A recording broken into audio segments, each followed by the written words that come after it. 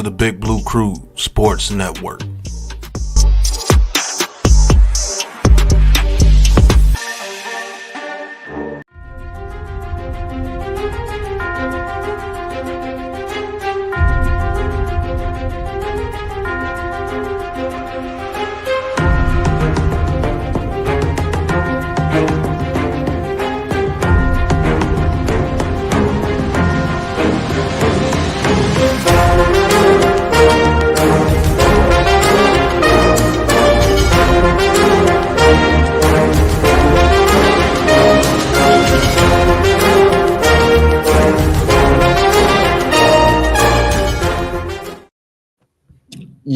Yo. Welcome back. Back in the building for another edition of the BLACKTOP PODCAST. Again, man, this is where we talk hoops, where we get down to the nitty gritty. We take it to the court. We take it to the blacktop. You know what I'm saying? And we talking NBA. We talking WNBA. Got a little Western Conference preview. Want to line up for y'all tonight. Also, man, we're going to be tapping into the action. New York Liberty and the Minnesota Lynx are live right now. We're going to be giving you constant updates in this game. But it's Friday, y'all. It's Friday, man. How everybody doing tonight? How are you doing, Mr. S. God, man? Man K, man. What's good with you? How you doing tonight? Man, I'm doing great. It's a Friday. You can't ask for anything better, man. You got all three New York sports teams playing, man. The Mets are taking care of business right now, extending that series with the Dodgers. They're going to be 3-2 going back to L.A. The Yankees just getting started right now with the Guardians up 2-0 right now. You know, the Yankees leading that series 2-1. Mm-hmm. Try to win this game to really take a strong hold of this series. You know what I'm saying? So, and end it by the next. I mean, hopefully they win this game and then win the next one, and they ain't got to go back to New York. You know what I'm saying, to finish it off. But if it does happen, that's what it's going to be. But I have full faith in the Yankees taking on the Guardian, eliminate them, and then also the WNBA, man. We could be crowning a new WNBA champion tonight. Yeah, we can, man. We can, and I'm hoping it is the New York Liberty, of course. Sabrina Ionescu hitting that huge three-pointer dagger in game 3 to put the Liberty up 2-1 right now. This series, I mean, this game is just getting kicked off here a little bit ago. Got Dan Ionescu, Sabrina's pops in the building out there today, man. But Liberty looking to go up, as we said, on the Minnesota Lynx in Minnesota right now, looking to take the championship crown. Right now, the score is 13-12. I am going to put a game cast up for you guys so we can keep control of the action, because honestly, I'm going to be going back and forth, man. Got a lot of things going on in New York.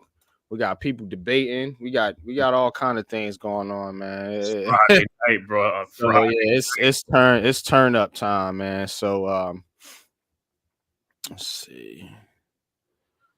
All right. Yeah. Share the joint. NBA preseason, I think, ends tonight or tomorrow and stuff like that. So the NBA season kicks off Tuesday. Mm-hmm. You know what I'm saying, man? This is the best time of year for sports. The fall time is the best time when all the sports are back in full swing. Mm-hmm. College basketball will be starting too in another about a couple of weeks or week and that, whatever it is going to be. It's like, man, it's just going to be loaded, man. Like I said, that's why it's important for you to subscribe to the Big Blue Crew Sports Network, centralized location for all our contents: basketball, baseball, football, boxing, MMA, UFC, soccer, and wrestling coming soon, man, or already starting, man. Make sure you subscribe to the Big Blue Crew Sports Network. They'll put the link in the chat, man. It's like also subscribe to the Big Blue Crew Sports members, Unpopular Opinion Sports NYG. Mm-hmm. Podcast, Big Pat Sports Talk, G Nation Inside Sports with Big Lou, Wales to New Jersey, Miz in the midday, Certified 3F with Joel, Mac the Giants fans, Zion Zenith, Leaf Diggy, Mets 2128, Coach Ed Gladney's Amazing World of Sports, man, and many, many more, man. to the Big Blue Crew Sports Network. Go subscribe. Also, like I said, subscribe to Unpopular Opinion Sports NYG, and also my show, the Man Cave Podcast, and hit that like and subscribe button while you in here right now, checking in right now. Please do so. Please do so. Do not play any freaking games here tonight. We are not playing with you. You better hit that dang on like button now. Telling y'all, man, don't play a game. Don't play around, man. It is absolutely free to you. So I got to see what's going on with the Yankees, man. They up 2-0, but the Indians, the Guardians got runners on second and third with nobody out. Oh no. Here we go with this stuff, man. I got to see who's the starting pitcher in this game. Is it Luis Gil? I think it's Gil. Let me see. I think it's Gil. I'm like, man, come on, bro. They got a 2-0 lead. Yeah, it is Gil. That's what we say, man. The pitching, it's like those guys, the hitters are getting the runs for you. I've been saying it, man. I've been saying it forever, bro. Forever, man. About the pitching, you know what I'm saying? But anyway, trying to find this game. But what are your thoughts initially on the Western Conference? Of course, we know that you know what I'm saying? We know it was Celtics Mavs last year. So, you know, the Mavs are the reigning Western Conference champions. You know, you still got the Nuggets involved, of course. We always got to worry about teams like Minnesota, you know, Sacramento, OKC, you know, Sacramento's gonna be coming back. You got the two LA teams, you got Golden State. So a lot going on in the Western Conference, man. But what is your initial thoughts on the Western Conference, man, as we kick this off tonight? I'm about to say, hey, my initial thoughts on the Western Conference is going to be a dogfight. It's going to be brutal, just like the East. Both conference is going to be equally, the top teams are the top teams are going to be dangerous, man. And for the Western Conference, man, it's like, I don't know, people don't realize the sleeper is going to be that Memphis team come back with Ja Morant, man. I'm telling you, that's my surprise. I'm saying, because, like I said, Memphis been down for like the last year and a half, you know, with Ja Morant being out for the year and then stuff going on. But like I said, that's the team that everybody forgot about, but they'll be remembering Memphis again, man. You know what I'm saying? With Jaren Jackson, Zach Edey, and stuff like that, Desmond Bane. They got players over there, man. You know what I'm saying? And hey, the head of the snake is back. Ja Morant is back, man. You know what I'm saying? Ja Morant. Yeah, he's back, man. So, but that West is going to be loaded, man. Like I said, Sacramento, you know, got DeMar DeRozan in all season too in the trade. You know, Minnesota, of course, with the trade with Julius Randle and Dante DiVincenzo to have with Ant-Man, you know, so that's another dangerous team. Then, of course, you always got the Nuggets, you know what I'm saying? I mean, they took a little dip when, you know, lost some players, some reserves and stuff like that. But, you know, you can't never count out the Joker and stuff like that. So, it was all going to be good. And, of course, you like the LA teams. But, like I said, the Clippers, man, it's like, I think what's the name? He might not even play the first game of the season on Kawhi Leonard. He's out. I mean, I don't think he's gonna play the beginning of the season. I don't know what's going on with Kawhi, man. I mean, I know it's an injury. Yeah, it's wild with Kawhi, man. Again, it's always something, man. It's always something with Kawhi, man. But just looking at this conference, man, I mean, to me, it's really gonna come down to kind of first, what are we gonna get from Dallas this year? Because they are, like I said, the defending champs, Western Conference, and then, you know, how healthy is some of these teams gonna be, man? Because that's what it seems to come down to a lot of times. Is health. You know what I'm saying? Is health. So how healthy are some of these teams going to be throughout this season? Like you always say, Cave, you know what I'm saying? It's kind of like the war of attrition, you know, when you know, it's like you know, if you might start off healthy, but then towards the end you get unhealthy, or you might start off unhealthy, then towards the end you get healthy and you hit a run. So, you know, but let's start it off here with the Mavericks. And let's see.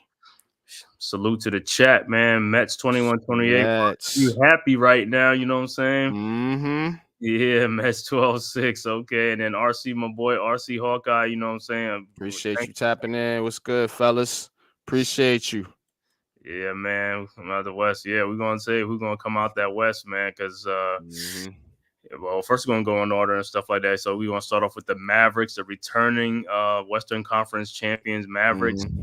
The return of the Mavs. Return of the Mavs. And the thing with the Mavs is always going to be health. You know, with Kyrie Irving and Luka, that's going to be the main key with them. You know, as it is going to be with a lot of teams. You know what I'm saying? But usually guys who are injury, prone. You know what I'm saying? Like always during the playoffs and stuff like that. That's going to be their big thing.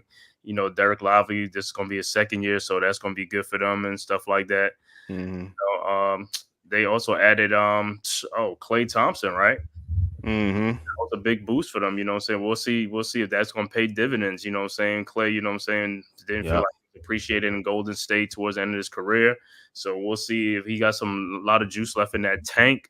And if he do, hey, that's gonna be good. That's gonna be real interesting. I was just about to go there, man. With Klay Thompson being added to this team, yeah, man. If they're healthy, man, I mean they're a threat now. They're on the smaller side. Pause. You know, 'cause, you don't got a lot of size. How tall are these cats, man? I got Derek Gifford, I know is 6'10", but Lively PJ Washington is about what 6'8". Yeah.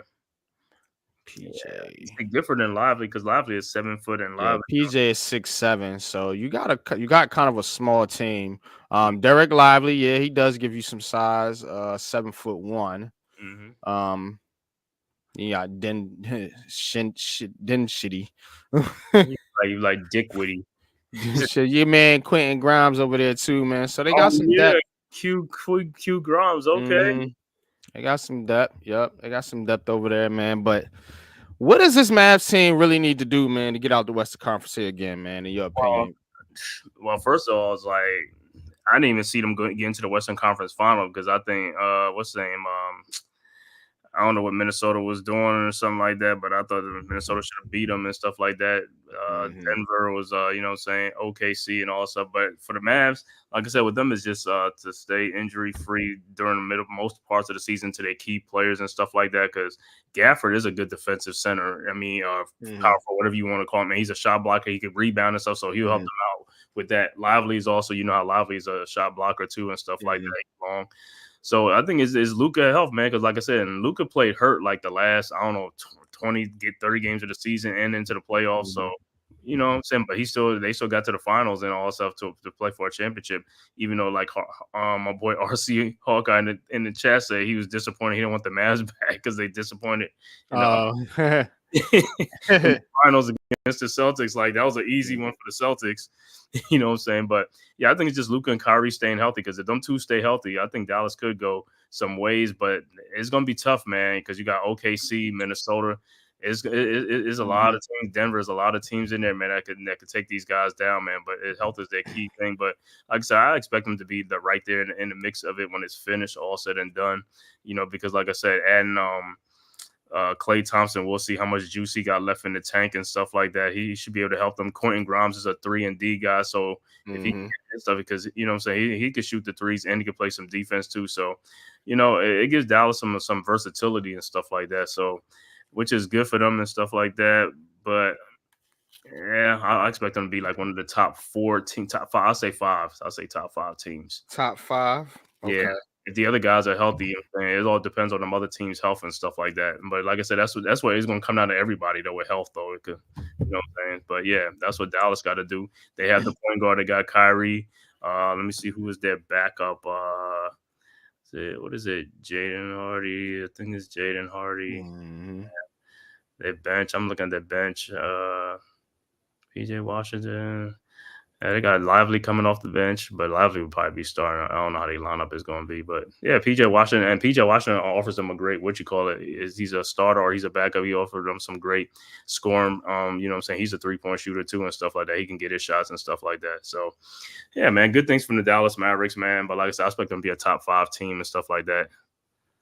Okay, yeah, I kind of agree with you there. I do see them in the top 4 to 5. I just worry about They got Marquise Morris too. I still kind of worry about smaller teams in the NBA, but again, they kind of proved me wrong though, because Luka and Kyrie, man, that backcourt is tough to deal with, man. It's tough to deal with, man. You know, I had a conversation with some Nets fans the other night, man, and you know, we were talking about, you know, point guard versus wing, you know, which should you prioritize, man. And I'm gonna always say the point guard. You know what I'm saying? I'm like one of those quarterback people in basketball, Cave. Like I'm guard centric, bro. Yeah, I know. I play guard. You know what Right. I'm saying? I think the point guard is you know what I'm saying, the most important position in the on the basketball court. And that's what I say, man. But that Luka and Kyrie and the way they could play, both could play off ball. And the way they could both handle the ball, and now you got bringing Klay Thompson in the mix. Somebody's just going to spot up. Like it's gonna be tough for defenses to guard that lineup. Right. You know what I'm saying? Quentin Grimes and Spencer give you toughness too on the defensive end. So I don't mind this Mavs team right here. I just we will we'll go through the West. I want to see how they really stack up against some of these other teams. And Austin Wells just hit a home run. What? Wait. I gotta see that, man. Austin Wells. Yep. Yeah, that guy. Yes. 3-1 Yanks. He smoked it too. Look, there goes Shane Bourne's cousin. Yeah. I just caught the tail end of his like, yo, that's what I'm talking about. Keep doing it, man. Okay. Shane Bourne's cousin. Yeah, buddy. You already know. Yankee fan throwing I was trying to see who the Mavericks drafted in the draft this year, because you know everybody gets a job. Let me see. Let me go back and see their draft. Oh, their draft picks. Let's see. Let's see who they drafted. Let's see, NBA. Because I thought it'd be on it. It's on the depth roster or something like that. So draft picks. Okay. Mavericks. They ain't draft nobody. Number 50 up here. Pick Melvin the James. Oh yeah, 58. They had a late second. Okay, that's why I didn't see Ariel Hakaporti, and then they traded it to the Knicks. Yeah, I love that because I like that dude, Ariel Hakaporti, and then they got Melvin Ajinga or something like that. Okay, that's whoever that was, and number 51 or 58. So really, they really didn't have an early draft pick in this year's draft. So they just had to come back with what they got and just add some free agent with. And that's fine. You know what I'm saying? Sometimes that's how it is with a veteran type team. So, but let's move on here, and we're gonna go to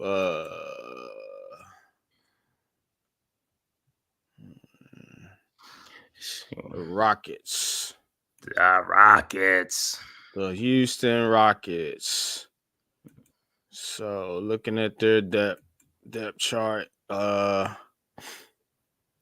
Fred VanVleet, Jalen Green, Dylan Brooks, Jabari Smith Jr., of course, Sengun. Yeah. Of course, you got Reed Shepard, Amin Thomas, Steven Adams. What is the upside of this Dylan Brooks? What is the upside of this Rockets team, man? Because there's a little bit of hype around this team, a little bit. Yeah, the thing with the Rockets, they're a surprise team from last year. Like they surprised a lot of people because I was surprised a little bit too last year because everybody the Rockets been like getting beat the last couple seasons since James Harden traded. They're gonna be surprising no goddamn body this year, but that's my right. And then what's the name? Like a couple of years ago, Jalen Green was like the talk of the lottery, and everybody was like, "Yo, that's a future superstar." And he start of his career didn't take off that way, but now it's starting to come around a little bit. He's playing much better now. Stuff like that, because at one point he was on the trade block because, they wasn't, I ain't gonna say happy with him, but it was just like, but now it's like, it seems like he's starting to get his foot down and stuff like that. And they playing better and stuff like that. Jabari Smith, everybody know. I mean, I know Jabari Smith from out here in Atlanta and stuff like that. 6'11" dude and stuff. Score from all three. Oh, I thought you was on the Mets. I thought you were streaming the Mets game. The Mets game's over. Yeah, the Mets game is over. Oh, all right. I'll send you the link in a second. Yeah, so thing with Jabari Smith, like I said, man, I mean, great, size and all stuff, but the surprise on their team has been the center. That dude, Sanguin, that guy, yeah, that dude been like a double machine and stuff like that, man. Mm-hmm. So he was doing all that work before he got hurt, because he got hurt like I think last season, and that kind of like threw it off a little bit, Oh yeah, Mets, you did. Me was on stream. He said he was boycotting the Mets game after last night game. I told him, like, you can't. You gotta. It's game by game. I told you the Mets probably gonna win this next game. He was so mad he didn't win the Mets game. I told him that. Oh shit, man. He didn't do the Mets game. He did what did he do? The wrestling thing or something? Like he did something else. Should have did the Yankees game, a real baseball team. Right. He was so mad at the Mets yesterday. Right. He blew a gasket. I'm getting mad at the Mets. Just become a Yankees fan. That's all you got to do. I told him, I was like, hey man, don't be disappointed. I mean, the Mets, they overachieved. They did much better. Right. The Yankees, a big brother, take care of the crown for you. Don't worry. Yeah, but so like I said, bring it home for you. At least we live to fight another day. That's right. Mm-hmm. And then, like I said, for the Rockets, man, it's like, hey, man, they got a good starting lineup, and they got Reed Shepard, is a great shooter from Kentucky and stuff like that. They have prize draft pick, so we'll see how he do with them. Let's get Snarf's let me get your thoughts on just give me your thoughts real quick on the Mavs, and then we'll go over to the Houston Rockets real quick. With the Mavericks, I mean, yes, adding Klay Thompson is a bit of a boon for three-point shooting, but the result is a trade-off. You basically then force him in the talent of his prime to basically be force-fed constantly out perimeter shots. He's not as agile as he used to be.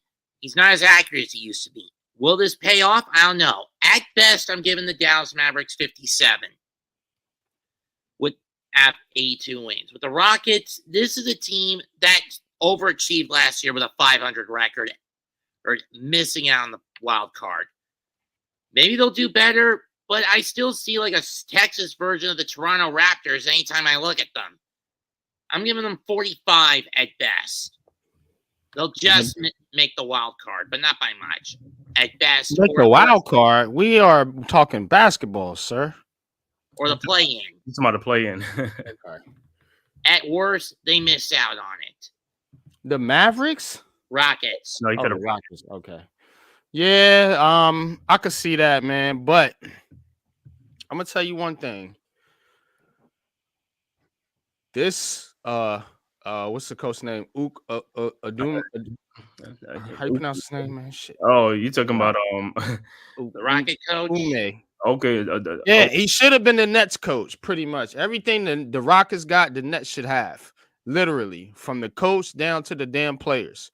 You know what I'm saying? So we got stuck with Jock Vaughn instead. They made a dumb hire once again. But that dude can coach, man. That's a good coach, man. And he's got that team in the right direction. They could be a sleeper team this year. I don't see them getting to the second round or the Western Conference Finals, nothing crazy like that. But I could see him possibly getting in the play-in and winning a play-in game. You know, I could see that. Definitely. But again, we can all agree last year the Rockets overachieved getting a 500 record. Talking about Ime Udoka. Ime Udoka. That's his name. Yeah. That's his name. Yep. Should have been the Nets head coach. But anyway. Mm-hmm. But yeah, definitely the Rockets it could be a sleeper team this year. Now, what's your thoughts on Reed Shepard? What are your expectations for the Rockets top pick in the draft? He went what, number 3? Yeah, he went number 3. So yeah, he's gonna play a lot. He's gonna play a lot. I'm gonna be blunt. He needs to live up to that number 3 pick. I mean, they all do. Who was picked ahead of them at number 2? Alex Saw? Yeah, Summer League be damned. The guys played like a draft bust. Who? Reed Shepard. No, the guy who was picked at Oh number no, two. we talking about Reed Shepard. Reed Come on, Shepard. Reed Shepard, yeah. Reed Shepard was playing. He was balling in the Yeah. Well, I'm saying he needs to live up to the hype. Oh yeah, well the season hasn't started yet, so I mean we just talking about what do you? I mean, he a Kentucky boy. I mean, you know what I'm saying. So I mean, Yeah, true. I mean we talking Yeah, about what your probably one of the best. expectations gonna be for him for the season. How you think he gonna do in the season? yeah, what's the I think he's gonna do expectation? good. Mm-hmm. I mean, Think he's gonna do good. What about you, Cave? Reed Shepard should, like I said, with this foreign class, and also he should make a all rookie, NBA all rookie. He's gonna play a lot because, like I said, he's the number 3 pick. He's gonna play. He's not gonna sit on the bench. You know what I'm saying? You look at the Rockets, they are a up tempo team, so they get guys coming in and out of the lineup, you know what I'm saying? So he's gonna play a lot, you know what I'm saying, or you know what I'm saying, or he's gonna be staggered with the other guys, you know what I'm saying, as they get off the bench and stuff like that. Because Jalen Green, Dylan Brooks, those guys are great players and stuff like that. But you're gonna need shooting out there. Fred Van Vliet can shoot.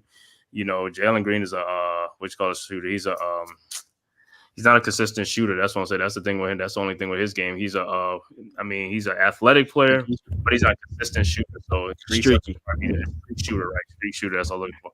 And then Reed Shepard, like I said, he should play. And so he should fit right in with the Rockets, a young team. You know what I'm saying? So, and Udoka is gonna break him in good because, like I said, he's a good coach, man. So that's why I want to see how you're gonna, how the Rockets play this season, man. It's gonna be tough out in the West, like I said, with them other teams, but they should be right there because they got a lot of youth and stuff like that. They got a lot of speed on their team. Mm-hmm. Most definitely, man. But that's it for the Rockets. We got a lot of teams to get through, so we're gonna keep it moving. Next team. The Pelicans, will be the Grizzlies, or will be the Spurs? Grizzlies. Yeah. Going in order how they listed. Yeah. Pelicans is in the Southeast Division. They're not in this Western. South. Yes, yeah, we're doing South. We're doing Southwest right now. Are in the Southwest. Oh yeah. Huh? Yeah, we're doing them right now. We're doing the Grizzlies right now. So, big thing here, Ja Morant, of course. Got your man Zach Edey out there, least favorite player's favorite player. Mm-hmm. And Jaren Jackson Jr., of course, a beast. Luke Kennard coming off the bench. Marcus Smart. Definitely Desmond Bain. So I mean, they got some pieces, man. This was a team, a lot of people's kind of darlings, as they say. A lot of people was high on the Grizzlies, still are. What are your thoughts? Ja Morant, I mean, obviously he's got to be right, you know what I'm saying? But this team has potential. This team has great potential to get to a finals. They kind of all in the mix together. I feel like as young and up and coming teams, you got them, you got the Grizzlies, you got OKC, and you got the Wolves. I kind of feel like they all kind of in that same mix, man. But just speaking on the Grizzlies, what are your thoughts on the Grizzlies and what the outlook is or what the expectation should be for this team? Yeah, like I said, you already know my feelings on the Memphis Grizzlies earlier. Like I said, the surprise team from the West, everybody forgot about them, but now they're going to reappear, allow me to reintroduce myself. You know what I'm saying? So they'll be back, man, with Ja Morant. Like I said, what's his name? Brandon Clark was out too with injuries last year and stuff like that. Jaren Jackson, he's in and out of the lineup. But the big surprise, big change is going to be Zach Edey, man. That dude's going to, I mean, he's going to change the trajectory of that team because of his Zach size. Edey.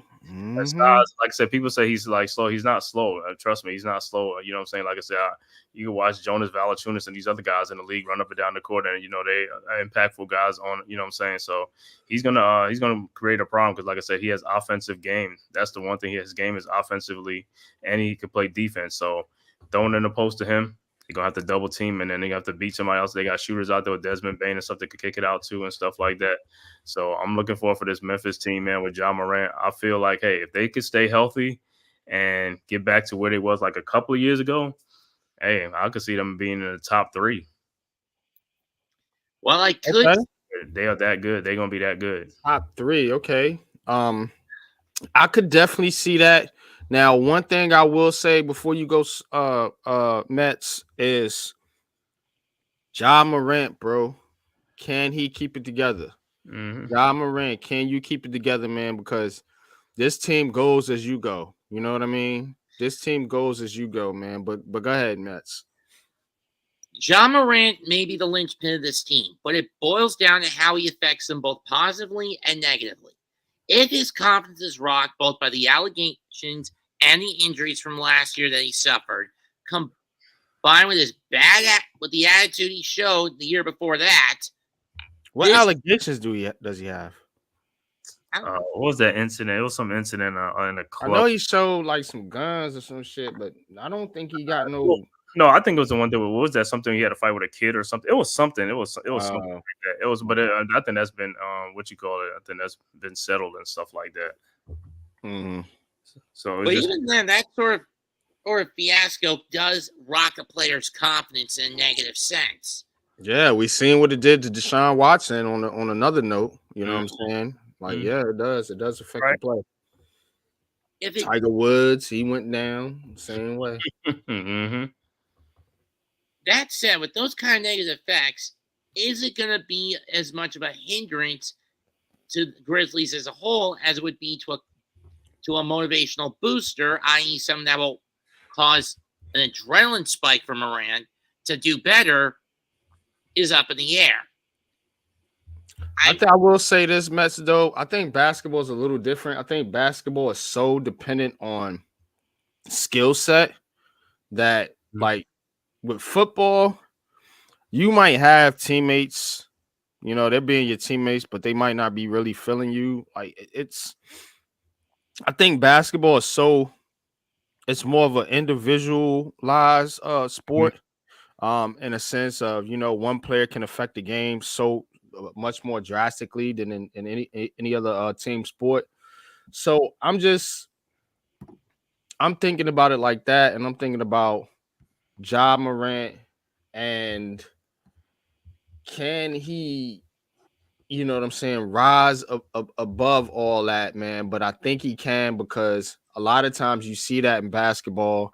You know, you've seen it with Kobe, Jordan. You see these players have off the field, Allen Iverson.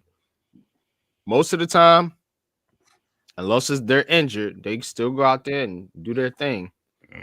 Well, that said, I'd probably give at best maybe 49 wins to the Grizzlies. At worst, they get 33. Play-in appearance at best for the Grizzlies. At worst, they're reduced to cannon fodder. Okay. You think the Grizzlies' max potential is play-in, Cave? That's crazy, because it's not play-in, man. You were just talking about top three, so and you got to look at who they got. Where is the disconnect at? Why are you so down on the Grizzlies? Or you just think it's better teams out there? There are better teams out there. Okay, that's fair. That's fair. We're gonna get to them. Y'all keep it locked here. Hit that like button. Hit that subscribe button. Hit that notification bell so you know when we dropping all new content. Now, let me go back. Yeah, I look on the bench. I didn't even know they got Luke Kennard too and stuff like that. So okay. Yeah, not too bad. And they got it, and they got a lot of defense with Marcus Smart, you know, Jaren Jackson, Brandon Clark, you know, a lot of defense on that. Yeah, but those are pieces that are a good pit pass. They're either at the tail end of their primes at best or past them at worst. Oh, you talking about Jaren Jackson and Brandon Smart? Those are younger guys. Marcus Smart is like, but Marcus Smart, oh man, Marcus Smart is still a great defensive player. Yeah, absolutely. So, moving on. Yeah, that's right. They still got Scottie Pippen Jr. Zach Edey, that was their draft pick. All right, moving on from the Grizzlies. Let's get into it. Pelicans. Man, what are your thoughts on the Pelicans here, man? Because look, Zion Williamson, man. Zion Williamson is so much dependent on Zion Williamson right now. As I'm looking right now, the Minnesota Lynx are up 43-35 on the Liberty right now. It is 9:43. I don't care what you got. It's 9:43 to go in the now they just hit a 3. Now it's 46-35. 11-point lead. So Liberty in a battle right now, trying to close out the Minnesota Lynx, but it looks like the Minnesota Lynx aren't going down without a fight. I got it at 1 point. Keep you updated on this game. Yeah, the New Orleans Pelicans. That's my other surprise. That's they're gonna be good. I think they made the best trade for what's called DeJounte Murray. They needed a point guard, and that was the best point guard available. That's all they were missing was a point guard. They needed a big man too, and I think they get one. Did they get one? Let me see. No, that's one of their. That's gonna be their problem. Is they need another big because Herb Jones. They got Herb Jones at center. Herb Jones is only like 6'8". You know, that lineup is like because they had Jonas Valanciunas and then they traded him or something like that. So that was they needed some size, you know, to help that team. But the DeJounte Murray trade I thought was a big trade for them because CJ McCollum's not a point guard. Everybody knows that, you know what I'm saying? And they get the best two-way player at point guard with DeJounte Murray, a defensive player and, you know, an offensive player. So they get the best of both worlds and stuff like that. No, go ahead. So I don't know, man, but like my thing is it's Brandon Ingram, Zion Williamson, DeJounte Murray, CJ McCollum. It's like they got the talent. They got the talent. Can they put it together? Yeah, they just don't have the size. That's the only thing they're missing. They don't have the size. I thought they got some tall, but they don't have nobody. That's the only thing. They got a lot of forwards. Yeah, Herb Jones. Yeah, he's 6'7". You know, Zion Williamson's like 6'8". Trey Murphy 6'6". Oh boy, yeah, they're messy. Yeah, that's the dude they picked from Baylor. He's the only one. He's 6'11". He's like this. I guess he's gonna play more or something like that. They'll need him and stuff like that. Yeah, but yeah, they need more size. But go ahead, Mets. What's your thoughts on this Pelicans roster? In regards to the Pelicans, for too long they've been over-reliant on Zion Williamson. He's a glass cannon at this point with how often he gets injured and how slow he is, with how bloated he is from his sweets habit. If now is the time to get rid of him, if there was any as good a time to get rid of him, either in a trade deal or to release him, now be the time. You need to get some fresh blood into this body. That said, the Pelicans are a sleeper team. I'm going to give them about 53 wins and maybe a second-round appearance at best. Dang. So you got the Pelicans over the Grizzlies. Interesting. Why? What? It's mostly due to the fact it's going to boil down more to the youthful impact that each side will bring and who's going to keep their heads more leveled. And in my view, it's going to be the Pelicans. Okay. Man cave. But the Pelicans are they're a little bit more injury prone with Zion and Brandon Ingram be injury. Yeah, I was about to say that's the problem with the Pelicans. That's the only thing. Like I said, that's for a lot of team is health. Your good players, if they can stay healthy, yeah, you're gonna cause a problem. But if you're gonna be hurt and be out, that's where the problem comes in. If they lose Zion and Brandon Ingram, you look at that team. You know, I like Jose Alvarado. I mean, he's a little pesty. He's a pest. You know what I'm saying? I like him. But hey, man, you're gonna need those guys, man. They got to stay healthy. Facts, man. Tudo, salute, man. Appreciate you tapping in, bro. Definitely appreciate you, man. And all you did for the crew and all you do for the crew, man. So, shout out to you, man.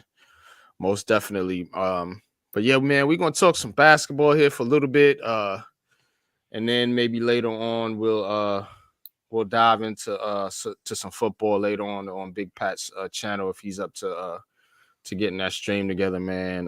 They got a big debate going on right now. Faces right now in the Twitter world. Be right back, guys. Okay.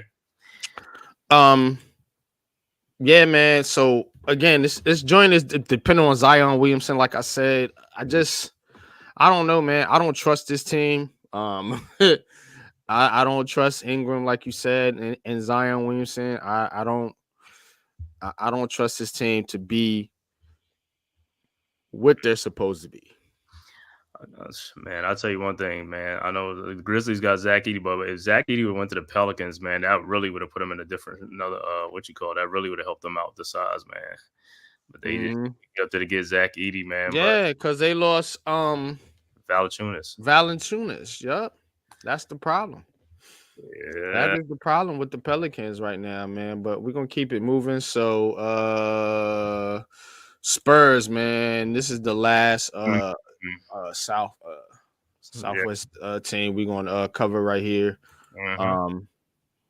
This team right here is very, very interesting because they have a mix of young talent and veterans. Of course, you're talking about veterans like Chris Paul and Harrison Barnes, and then the young talent, of course, being Victor Wembanyama, and then Stephen Castle, their draft pick coming in this year. So looking at this team, though, I don't know if they have enough, but they're gonna bother some teams. They're gonna be in that play-in, that back half of the Western Conference. They're gonna be in that hunt, and they're gonna get in some teams' way, man, because Wembanyama is learning how to play basketball still. And when he gets it down pat, and I believe he will, it's gonna be a freaking problem. You know what I'm saying? And Chris Paul, you know, being on there as a mentor is good. I don't expect much of him on the basketball court because he can't stay healthy. You know what I'm saying? That's just a fact, man. But Stephen Castle, I think him, you know, with Victor Wembanyama, you know what I'm saying? They start to develop some chemistry, you know what I'm saying? And you know, they got other pieces too, Vassell, Trey Jones, but what's your thoughts on the Spurs, man? Let's go to Mets this time, man. Mets, you started off, man. What's your thoughts on this San Antonio roster?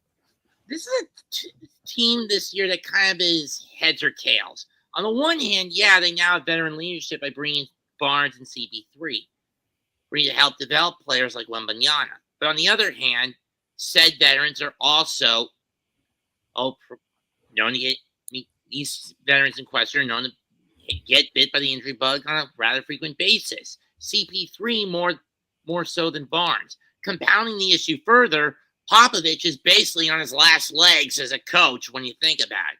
If he doesn't get this team back in the playoffs this year, you might as well kiss his ass goodbye. I'm going to say 31 wins for the Spurs. It's a step up from what they've had the last couple of years. But still not enough to get into the play-in with how deep and ferocious the West Conference can get. Man, I'm still trying to figure it out too, though, man. I had some earlier, but I ain't even really thought about what I'm about to eat tonight. See what I be eating late, man. I be on late shit. See how I responded to him. Cause I always work throughout the day, and I usually don't eat a lot when I'm working, if anything, and I just come home and just grub out. But Cave, what's your thoughts on this San Antonio Spurs roster, man? And can they take a step forward, man, with some of the pieces they added? Yeah, I mean, I actually like what the Spurs did in the offseason as far as, like, you know, getting Stephon Castle in the draft and stuff like that, and then adding Chris Paul and Harrison Barnes, you know, two vets that could really help these guys to, you know, learn to win and stuff like that with Pop. You know, that's the real reason it was brought in here, man, for, you know, Stephon Castle, Devin Vassell, also Trey Jones. You know what I'm saying, to get him to how to to play as a team with Victor Wembanyama. Like I said, he's an amazing talent. And who better to help Chris Paul to show the point guards, like Trey Jones and Stephon Castle. Mm-hmm. Chris Paul, even though he's on his last leg, you know what I'm saying? Mm-hmm. And Harrison Barnes is in the lineup, old reliable, you know what I'm saying? Harrison Mm-hmm. Barnes, he's that crafty vet. He's gonna score his points, you know what I'm saying? He's gonna teach them. Former Tar Heel. Shout out to Harrison. He's gonna teach what's name's a defensive player, Jeremy Socron and stuff like that. Defensive player Keldon Johnson. Don't forget about him. He was a starter, you know what I'm saying? He was the Spurs leading scorer for the last couple of seasons before Wemby came along and stuff like that. So they still got him. I'm looking at what's that? Trey Jones, Zach Collins. Yeah, man. Like I said, a good mix, man. This is going to help Pop out, you know what I'm saying? But I still see them as a play-in team if everything falls in line. A play-in team, which would be great for them to get their confidence and have them start teach them some winning ways and stuff like that. So the veterans that come in to help, that's a good thing because you need vets for all these young guys. Pop is an old coach, but I mean, he's a successful coach, but he can't do it all by himself. He needs some vets in that locker room to, talk to these young players and train them in the right way and stuff like that. So those are some good moves for him. It's going to help them in the long run. People might say it's going to help, hurt them in the short run, but it's going to help them in the long run. Facts, man. I do think I do see them as kind of like a play-in type team. I think they can get there. I still think Popovich is a great coach. Mm-hmm. And I think with the leadership of Chris Paul and just the skills that they got now with Wemby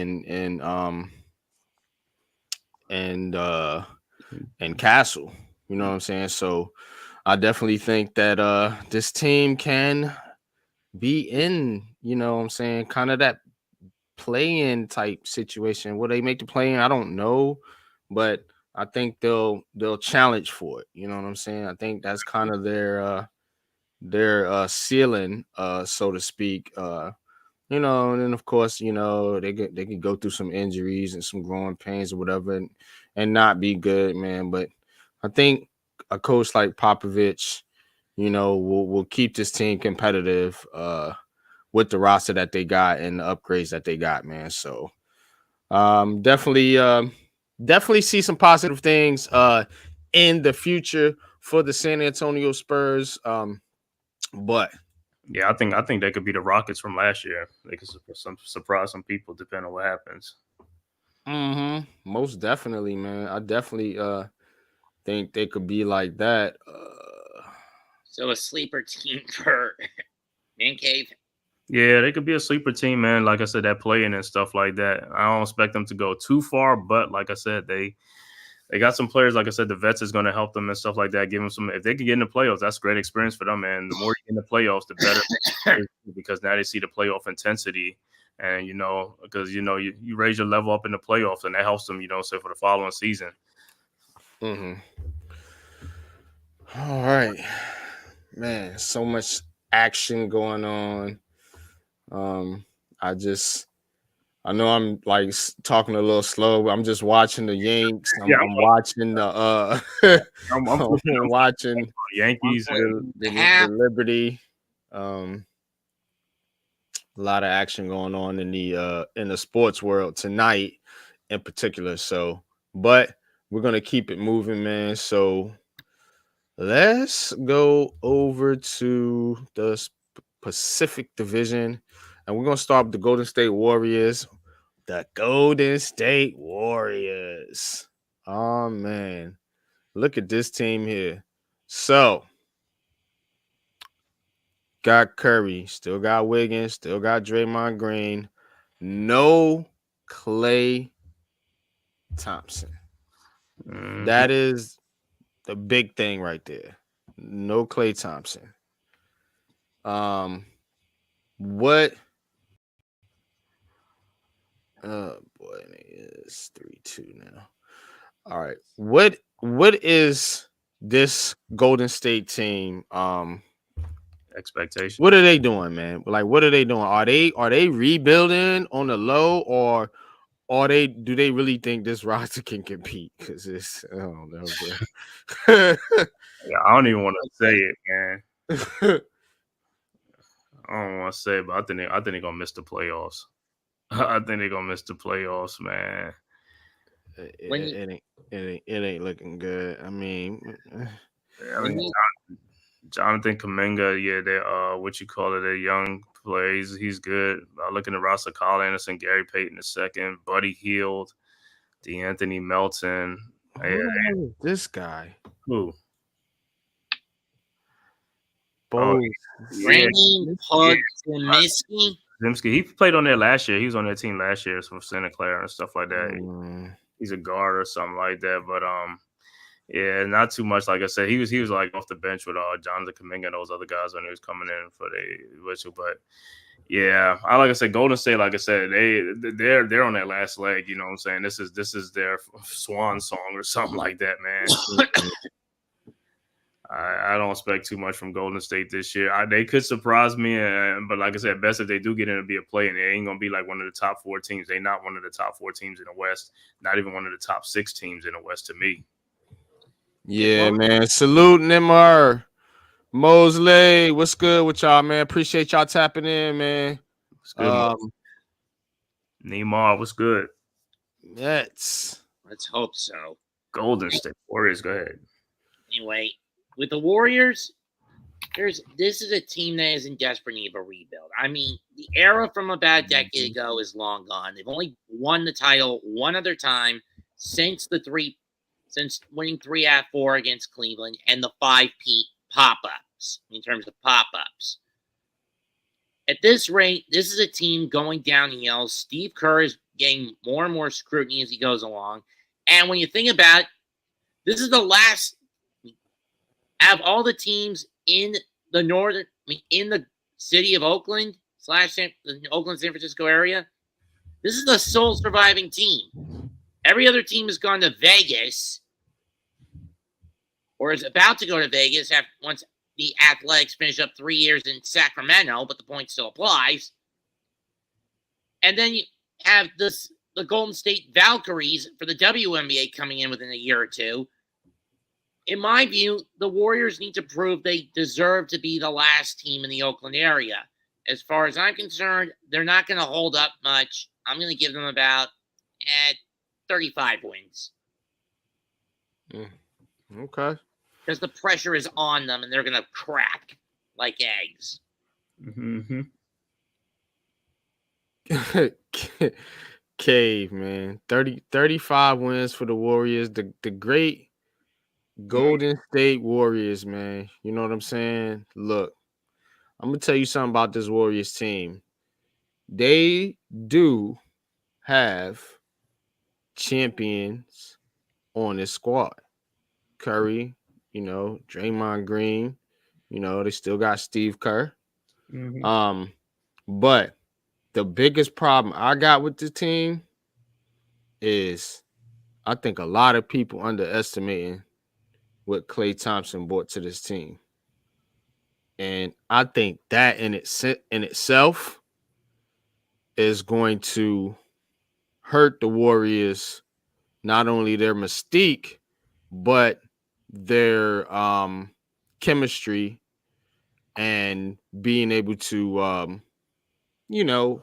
being able to play through tough times. You know what I'm saying? I don't think they're going to really get through some of these tough, when they used to have injuries and they would still win games and stay afloat, yada, yada, yada. I think it's really going to kind of push them over the edge. It's going to be too much for Steph Curry and Draymond Green and Wiggins or Kuminga, whoever else to try to carry this team, where there's so much talent in the West. So, yeah, looking like a play-in at best for this squad. And that it is what it is. You know what I'm saying? You can't be on top forever.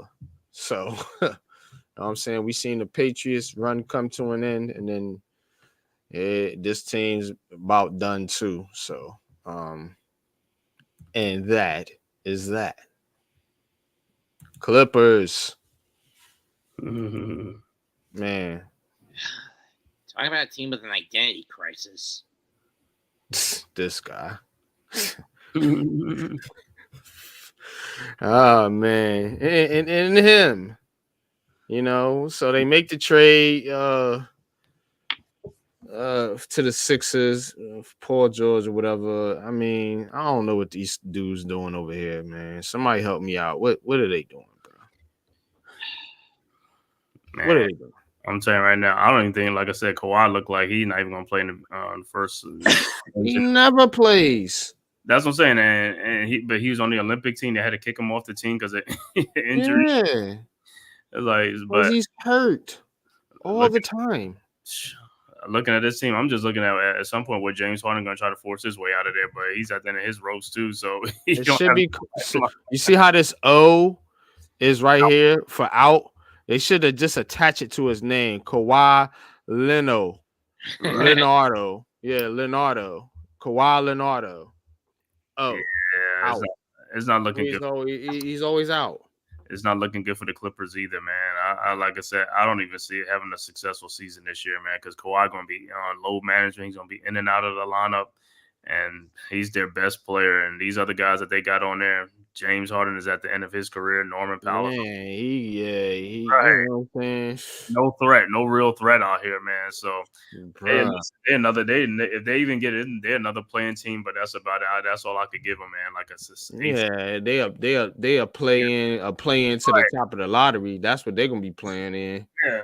That's the only thing they're gonna be playing in. This team looks terrible, man. I just don't like how they built. I don't like teams like this. You know what I'm saying? All these big names, but y'all just trash every year. Like, get out of here, man. Go ahead, Mets. I'll put it like this. This team is basically the new West Coast version of cannon fodder. I mean, we haven't seen a Clippers team put together this badly since, like, what, the mid to late 90s? Where did you get the word cannon fodder from? You use it quite often. It's basically a term for someone you've ever watched a movie, played a video game, or watched an anime. It refers to a character that you know is not going to last long, is basically going to get killed off by the insert threat of the day here. Okay. Hence, cannon fodder. Okay.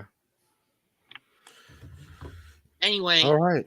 With the way the Clippers are structured this year, again, we haven't seen a team this bad from this group since like the late 90s, early 2000s or so.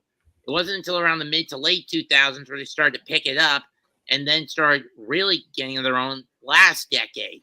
Now we're at the back end of that portion of this iteration of the team, and now this ship is sunk. I'm not giving them more than 22 wins. Wow. Well, I mean, I honestly can't disagree with you, man, because right. I think they're gonna be bad. I really do, man, and I just think it's over for them, man. And he strikes him out, instant third. Let's go. 3-2. I was happy about it. I'm watching that right now. Like he was in the jam. Yep, sure was. Yeah, I don't got a lot of faith in this team. I've never had a lot of faith in this team. This is a team that they kind of irrelevant to me. I don't know, man. But so that being said, I'm gonna move on from these jokers, man. You got anything else to say about this team? Nope. Nada. Sorry, Clipper fans. It is what it is. The Clippers just calling like we see it, folks. Ship has sailed. The Clippers ship has sailed.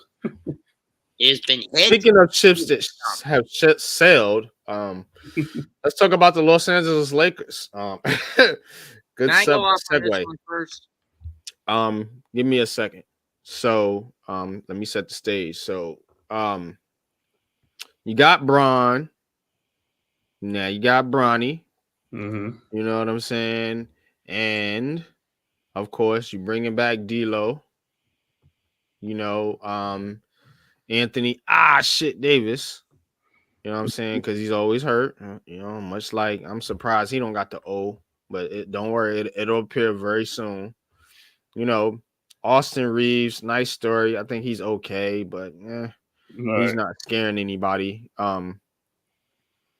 They don't have a lot either, man. I mean, I'm just saying they don't have a whole lot going on at all right here.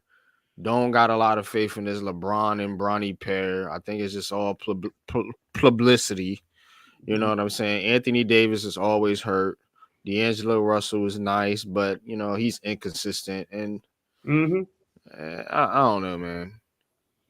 Hachimura, he's nice role player, but Cave, what's your thoughts, man? Yeah, this team is depending on a 40-year-old LeBron James and an often injured Anthony Davis is not a good for the Lakers, and I don't see them either. To me, this is another kind of play-in team or something like that, unless LeBron plays, above his level, which is already great. You know what I'm saying? Because he do average like almost like 29 or 30 points. You know what I'm saying? At 40 years old, you know what I'm saying? But how much more can he keep on doing for this? Right. You know what I'm saying? D'Angelo Russell, Rui Hachimura, AR-15. The guy they give the money to, Reeves. They supposed to be taking over, but they're not doing it though. You know what I'm saying? If it's not LeBron or AD, that's it. There's nobody else to step up. So if them dudes is done, hey, this like I said, they need to rebuild and stuff like that. That's what I look at. The Lakers and the Clippers, both of them need to rebuild. They do, but they're hanging on the Asian superstars that it's just there at that point to get paid. Y'all not winning nothing. I think LeBron got what this year and next year, because I don't think it's only a 2-year deal. He got this gonna be his last. I don't think he's gonna play. They on some loyal shit, and then when you on some loyal shit, and then when that star leaves and you know what I'm saying goes away or whatever, then you looking stupid for fucking 15 years because you done sold all your assets and got in cap situations, then sold draft picks, gave away young players and all that shit, man. So yeah, I know, because I'm a fan of a team that did that shit. So the Lakers, the Clippers, these teams, man, I'm telling you right now, they in for some pain. What's your prediction for this? So what's your prediction, Unpopular? My prediction for this fight is motherfucking pain, man. Where my man? Prediction for the fight, then. Prediction? Yes, prediction. Pain. This is kind of crazy. The 3 LA teams, the Clippers, the Lakers, and the Golden State Warriors, are on the bottom, and only the Sacramento Kings is the only California team that has any promise, which is kind of crazy. Mm-hmm. The tables have flipped. As for me, I will agree with what Unpopular said about the whole drafting Bronny. It was a freaking publicity stuff from day one. But outside the flashes he had in the summer league, Bronny has proven he is atrocious at basketball. He can't do coverage. He's not capable of hedging screens. He can't play pick and pop screens. He can't hit a 3-pointer to save his damn life. And he can't even and there's horrible communication between him and his father when they're both on the court. Okay, John Quell. Actually, that's more from awful coaching, not him. Mm-hmm. Anyway, I really do see either Lakers sandwiched between the Warriors and the Clippers. I'm not giving them more than 30 wins with this aging core. You know what's crazy with the Clippers? Just when you think about it, LeBron has been carrying this damn team on his back. I'm about to say, it's crazy. The Clippers moving to their brand new arena, and there's a bad team moving in. It's not even a great team moving in. Mm-hmm. Also, man, Cave, the Warriors are not Los Angeles. They're like San Francisco Oakland. No, I'm talking about California teams. The 3 heavyweight California teams are they're on the bottom now. All right. Yeah, I don't look. LeBron James, just retire, man. Just retire, man. Like, trying to prove a point. You want to play with your son, yada yada yada. But after this year, man, it's got to be it, bro. Like, you holding this team captive right now because they can't do jack crap. You know what I'm saying? Unless they go through LeBron James. Mm-hmm. And we see this with the Jets, you know, where the athlete is really controlling the team. You know what I'm saying? So I don't know how that flies in sports sometimes, but sometimes it happens, and you seeing it right here. And this Lakers team ain't going nowhere until LeBron retires and they commit to a rebuild. Damn right. But you know what's the funny thing about it is LeBron still has some juice in him. It would be good if he had a lot of better young players and he was like, you know, like the vet coming up. You know how like Carmelo, they want to make him toward the end of his career. LeBron still got some he could add to a team, but he's the main piece, and that can't happen. It has to be younger players that has to be it, and then he just come off the bench and give him some help. You know what I'm saying? But he has to be the main piece, though. That's the problem. He's You're not right. going to be a secondary piece nowhere, and that's why he's not going to win anything You're else. right. You see what I'm saying? Mm-hmm. He has to be the guy.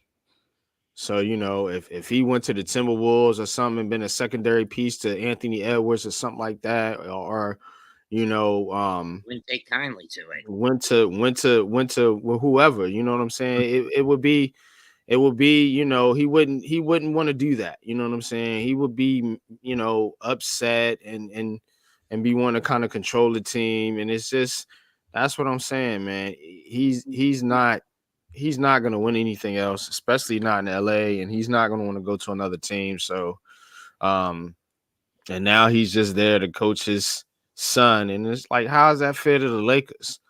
Like, you know what I'm saying? We already know why you're there. We already know what your goal is to help Bronny, you know what I'm saying? Try to make it in the NBA, which I doubt he can do it. You know what I'm saying? But whatever, man. That's just me. I'm not trying to be down on the kid, but I said, man, I made a video on my channel about this, and I said that him going to the Lakers would not be a good thing for him.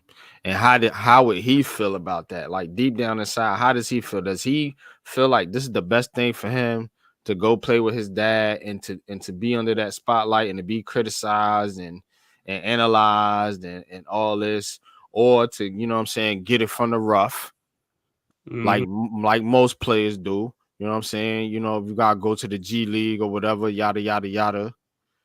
Would that been better for your career, or to do it like this, where now people just already know what time it is? You just here because you're pops, and now they looking at you sideways. You know what I'm saying? So now the whole vibe is off. You know what I'm saying? He's not gonna make it, especially when his dad retires. He's not gonna make it. They're gonna cut his ass quick. I'm not, you know what I'm saying? Like, cut his ass quick. Yeah, bro. Hold on, he's gonna be like a Thanasis and Tenacupo. Man, bro, you know what I'm saying? Hey, he's going straight to the G League. You know what I'm saying? That's what I would do. Send him to you're not ready, kid. You're not fucking ready. Yeah, I right. I don't know if you ever are gonna be ready, man, but you're not ready. You know, and if you believe in the kid, you know what I'm saying, he does have some skills, you know, but he has to be developed, man. Like we talk about with these quarterbacks in the NFL. You know, you got to develop your players. You can't. Everybody is not, you know, coming in ready to play. They're not NBA ready.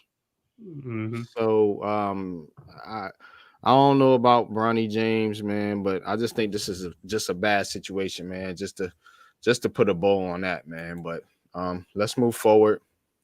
Let's talk about the Suns. Here we go. Oh boy. Here we go. Another old underachieving team with old stars that just ain't getting it done, man. And I'm talking about Kevin Durant and Bradley Beal in particular. You know what I'm saying? Now, KD can still play. I'm not going to knock that. You know what I'm saying? And Devin Booker is nice. But when you watch these guys play together, and I watched a couple of their games last year in the playoffs, they are just awful, man. They have no chemistry at all, bro. They have no chemistry, man.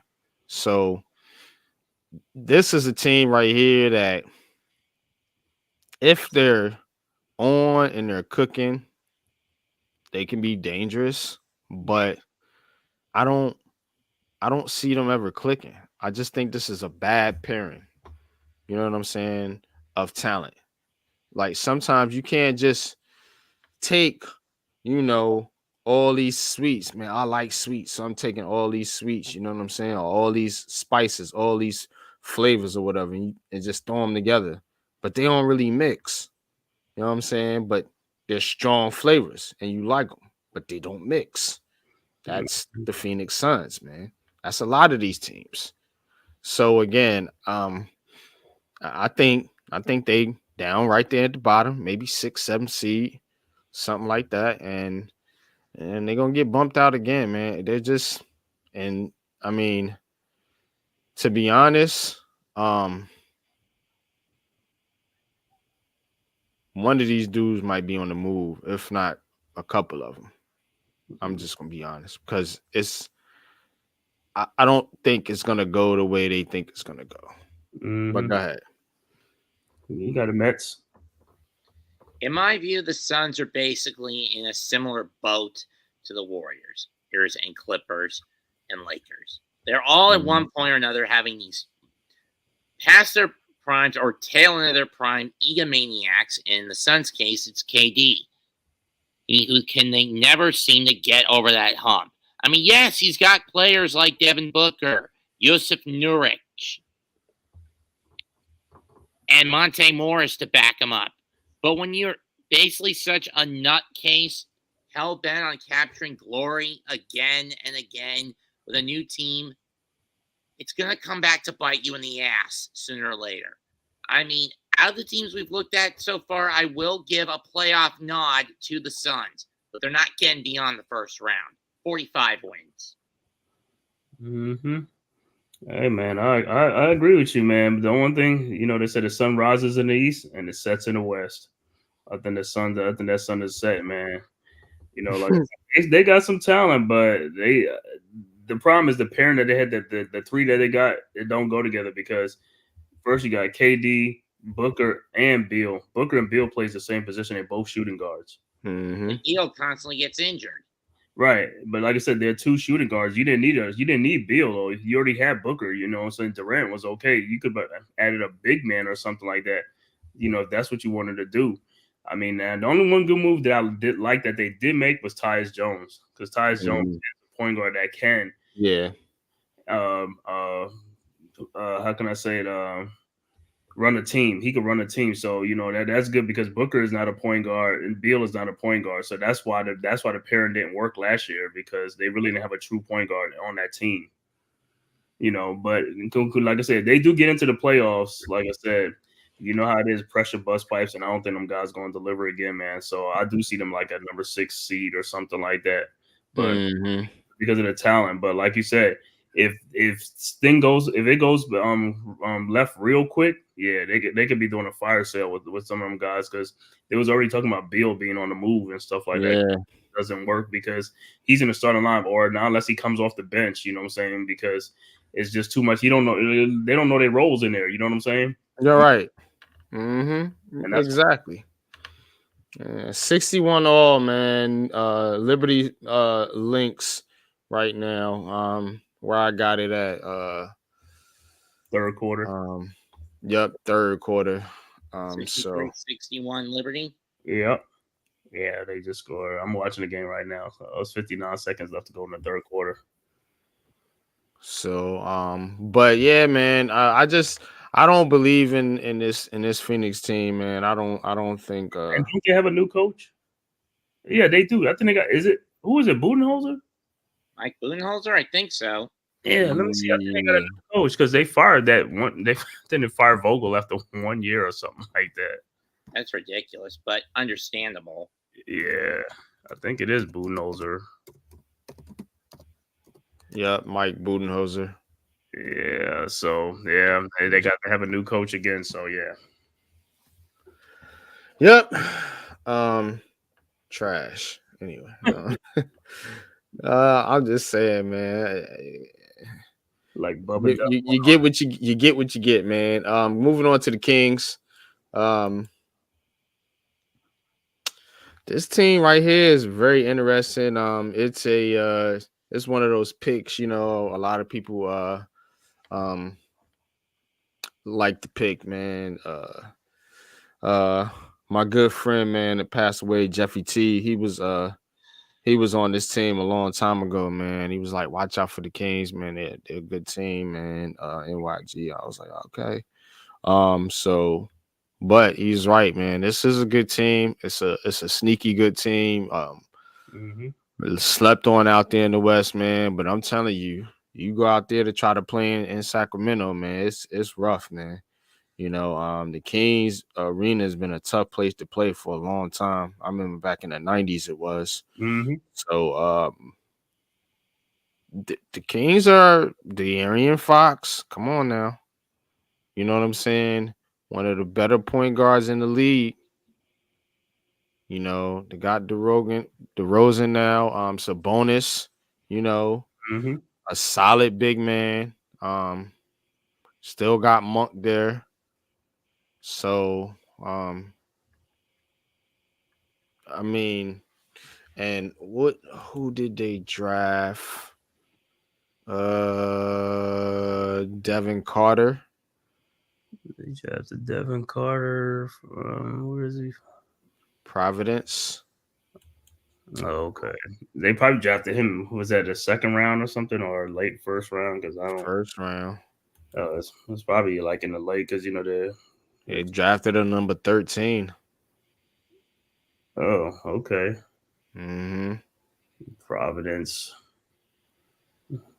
is like, that's one of those teams in college basketball kind of sneaky good too at some point. Providence. Then they drafted Jamal Sheed, but they traded him to the Raptors. Man, that would have been a great defensive point guard, because they don't have that other point guard, right? They don't have the Mitchell or whatever, the Davion. They don't have Davion Mitchell no more, right? Let me see. I think they No. This is the roster right here, but yeah, I think they traded Davion because he was another good defensive point guard. I think it's the updated roster. But man, this team, I don't know. I'm thinking, man, they could push for a top 5-ish, 6-ish, maybe top 6 in the West. Possibly. Mets, what you thinking, man? Well, the Kings are definitely now the top dog after years of being nothing more than floor mats. And they've got the pieces they need to make a good playoff run. The problem is, can they get over that first round / play-in hump? We saw it 2 years ago where they essentially blew it against Golden State, which led Golden State to a second round exit. But still, I do think Sacramento will get into the playoffs. I'm going to give them 53 wins, but I'm not seeing them getting beyond the semifinals.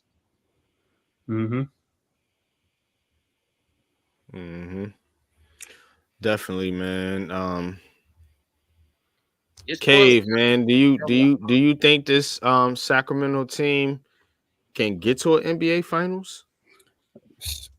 Honestly, like I said, it won't surprise me. So that they are one of the top 5 teams in the West, though. You know what I'm saying? Because, like I said, you gotta look at their bench. Kevin Huerter and Malik Monk was like the 6th man of the year. I mean, he's found a home. So he has a great element to their team that they didn't have before. Somebody they could rely on to come off the bench and give them some instant offense off the bench. And then you add in the fact with DeMar DeRozan, who's Mr. Mid-range, Mr. 20-point scorer, you know what I'm saying, which is always a good thing. 15 a game. Sure. And gets to the free throw line and stuff like that. So, he traded DeMar DeRozan out for Harrison Barnes. I mean, to me, people say, I think it's an upgrade. You know what I'm saying? Not to say Harrison Barnes is a bad player. He's still a good player too, but I think DeMar DeRozan is like, that savvy, because he's been in playoff battles before with, Raptors and other teams. So, to me, that's a good trade-off for them. It can lose either way. Harrison Barnes, he's still there too. It's still the same thing. With Sabonis, double machine, man. That dude is like Harrison Barnes wasn't averaging on 24 a game though. No, I know, that's what I was saying. So it's like so like I said, DeMar DeRozan is like that's like an upgrade. You know what I'm saying? It's like even though he's older, So that's what I'm saying. So it's like that's gonna be even better for the Kings though. Now they got really like a third, three options out there on the court with De'Aaron Fox, Sabonis, and DeRozan. And you got throwing the second year play Keegan Murray. I mean, he's a big guy that can shoot threes and stuff like that, and too. So that helps them. But like I said, it's that bench, man, with Herter and Malik Monk, man. Those guys are instant offense off the bench and they sniper. So yeah, I like them, man. The Kings, like I said, I could see them like being a top 5 or even a top 4 team, man. If they stay healthy, and they are in California. Yup. See, there you go. There you go, son. They averaged like 15 last year, man. You know what I'm saying? Man, and he got, like I said, he's 6'11", so he's got some size with them guys, man. Let me see, Sabonis, him, and Sabonis is big, man. Yep. Double, 19 and 13. So damn near triple double. Hold on, he got an assist, 8.2 assists. Holy crap! He was like a triple double. You know what? And he get a lot of some league last year. 6th. Wow. Man, I didn't even I knew about his double doubles, the rebounds, and points, but I didn't know about the assist. Damn, I guess that Jokic effect. Yeah, that Jokic effect. He out there getting busy. Yeah. These joints 9, 4, 5, 9. He be on a prop rebound, 13, 10, 12, 11. God. He be on the prop bets. All right. That's it for the Pacific division. Let's go to the Northwest, man. Knock this out real quick. Okay. Denver Nuggets.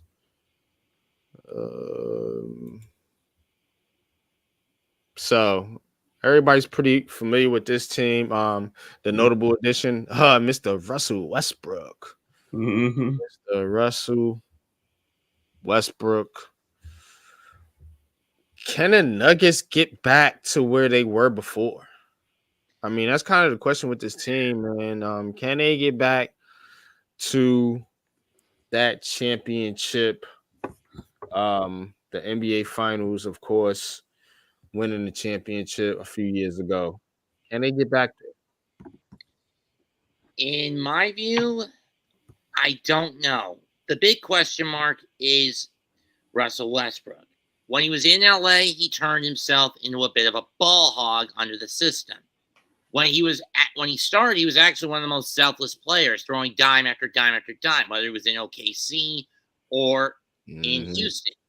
But once he went to Brooklyn, things started to go Brooklyn, then he bounced to Washington, then to LA, now to Denver. Things started to fall apart for the guy. I really don't know if he should be a part of this team. Well, he missed another layup. Yeah, that too. I'm telling you, bro. I mean something about another this. One of those players that could be more of an anchor in a bad sense than a good one. I'm thinking that Nuggets are going to take a step backward, but not by much of one. I'll give them like 54 wins, but only if Westbrook is mitigated. Well, I mean, this is Russell Westbrook's. Gosh almighty, 26% shooting. Yikes. This is going to be his 17th season in the association. Yes, that's. Man, he fell off, bro. Wow. He's a terrible shooter. Yeah,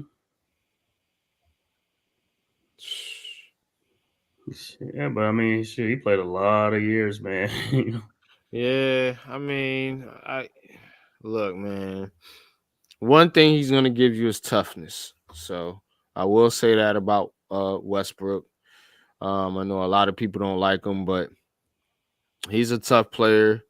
I wouldn't call him a leader, but in the Minnesota Lynx took a 5-point lead. I wouldn't call him a leader, but at the same time, I do think that he's it's down to 3 and 1 for Brianna.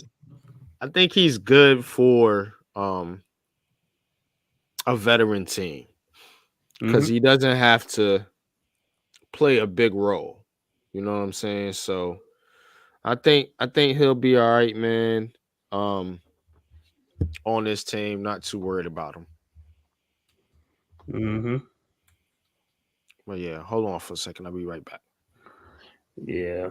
You got it, Keith. Yeah. As far as the Denver Nuggets, man, like I said, they are one of the top 4 teams out west, or 5, depending on injuries. Because if Jamal Murray goes down, yeah, that takes a big hit on them. I know Jokic. Everybody knows about Jokic. You know he's going to be there, but Murray's the guy who you got to worry about as far as injuries and stuff like that. When he's playing, yeah, they one of the top teams out there. But when he's hurt, that drops him down another level because, like I said, he's another bona fide scorer that can get his buckets and points, unlike some other guys on the team. Aaron Gordon, he's good, but he feeds off of Jokic and Jamal Murray and stuff like that. You know what I'm saying? He can score, but you know what I'm saying? But Murray is like the second scorer, like the top 2 scorer with him and Jokic.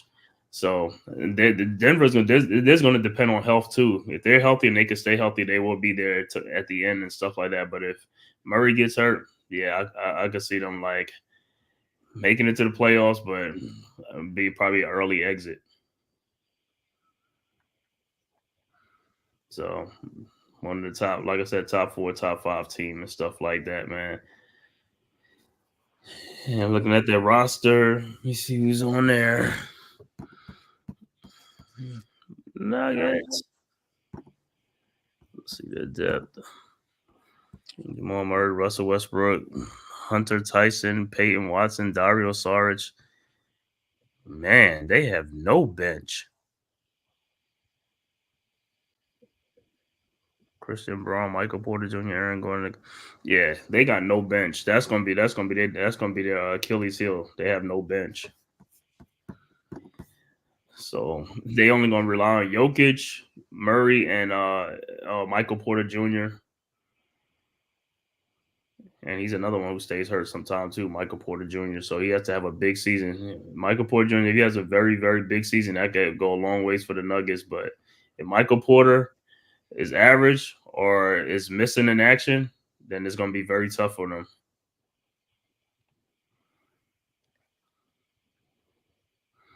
But like I said again, top 4 or top 5 team, depending on health and stuff like that. You agree, Mets?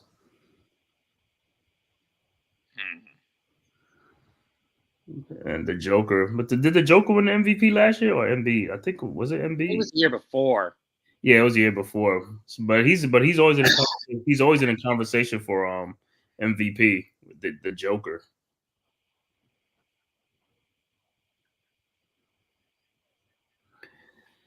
Liberty's gonna come back and tie the game up at 70, man. Oh, good look. Liberties go up by 2, 72-70. 5:47 left to go in the fourth quarter. Mine must not have updated for a bit.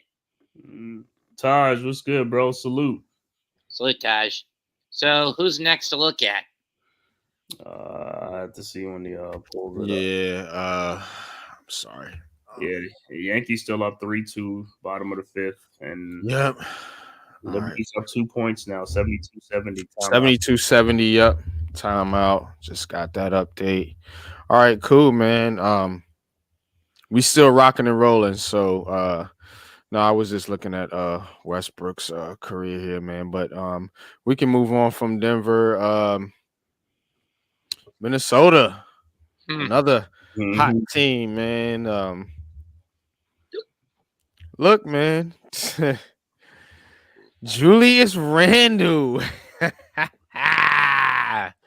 Newest addition, Dante DiVincenzo.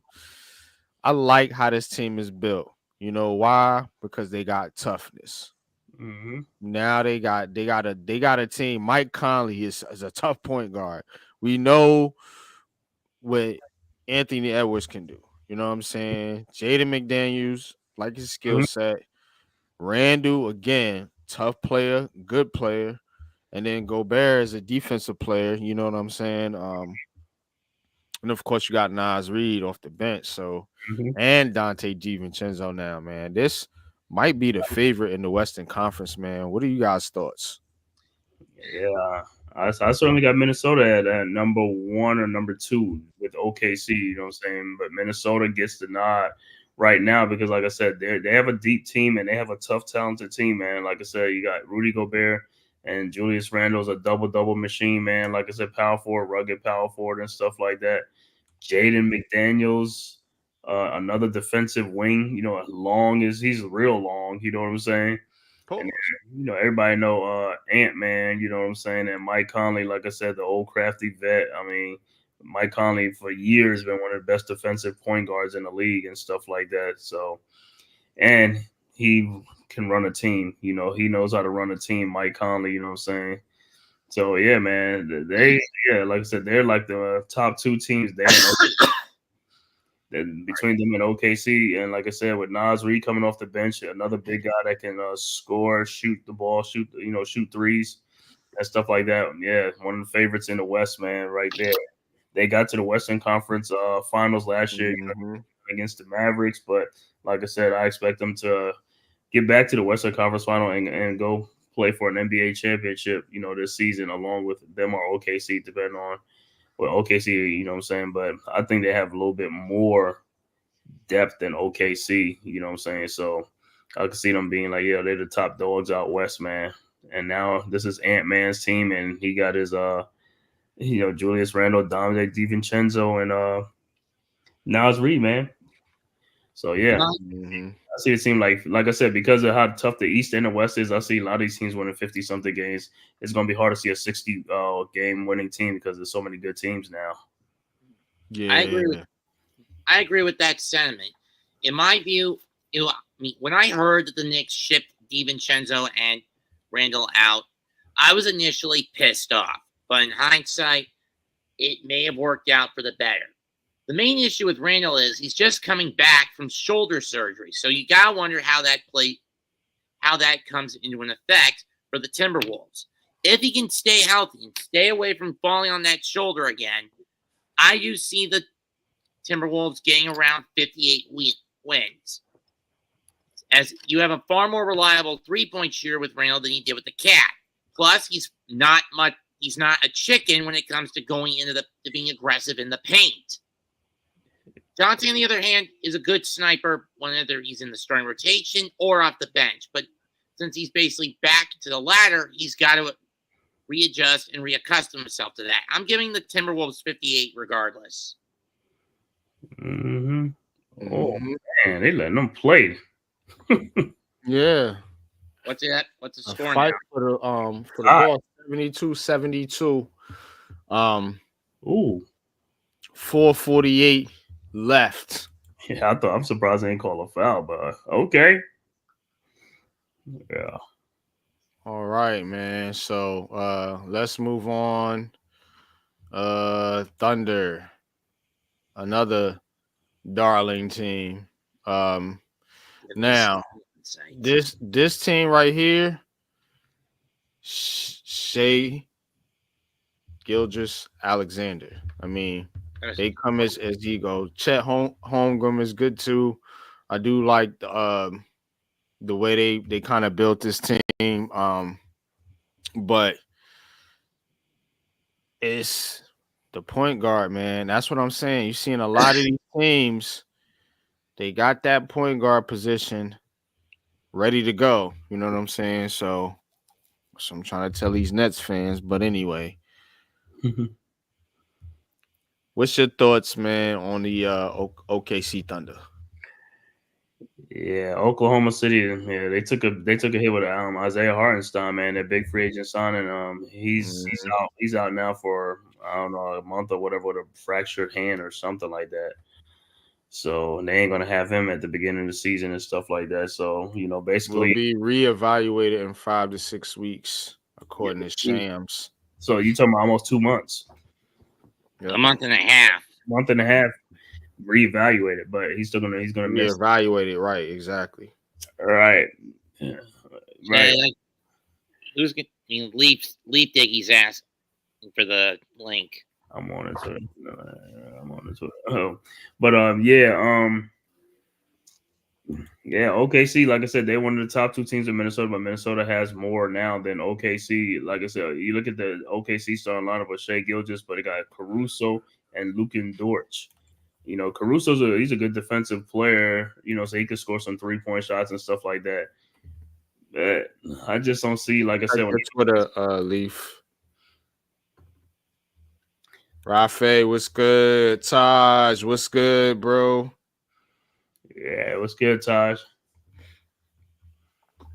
Taj says Thunder, Mavs, Nuggets, Wolves, Grizzlies, Suns, Lakers. You had to put them Lakers in there, didn't you? They're not making it over the Kings, but anyway. Pelicans, Rockets, Clippers, Warriors, Spurs, Jazz, Blazers. Okay. Neymar, forget about that. That's a no-go.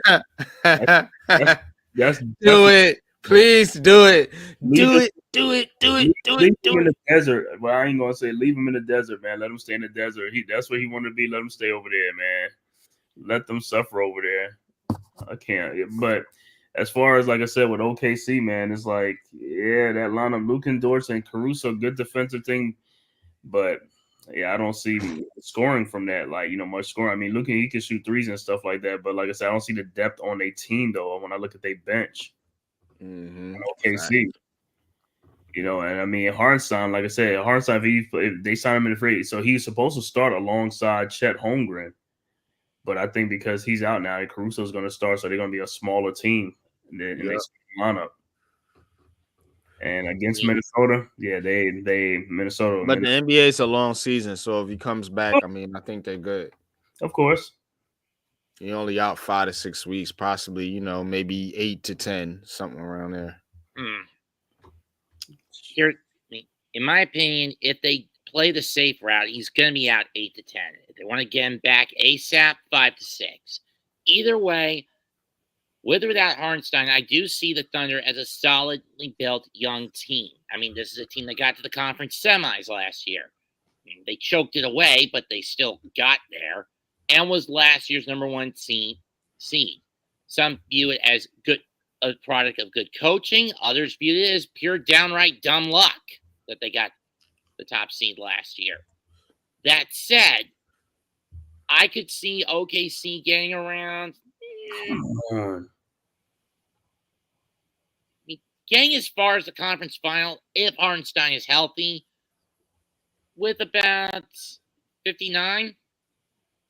What is it now? Lynx take the lead, Cave? No, it's still tied for right now. Oh. Yeah,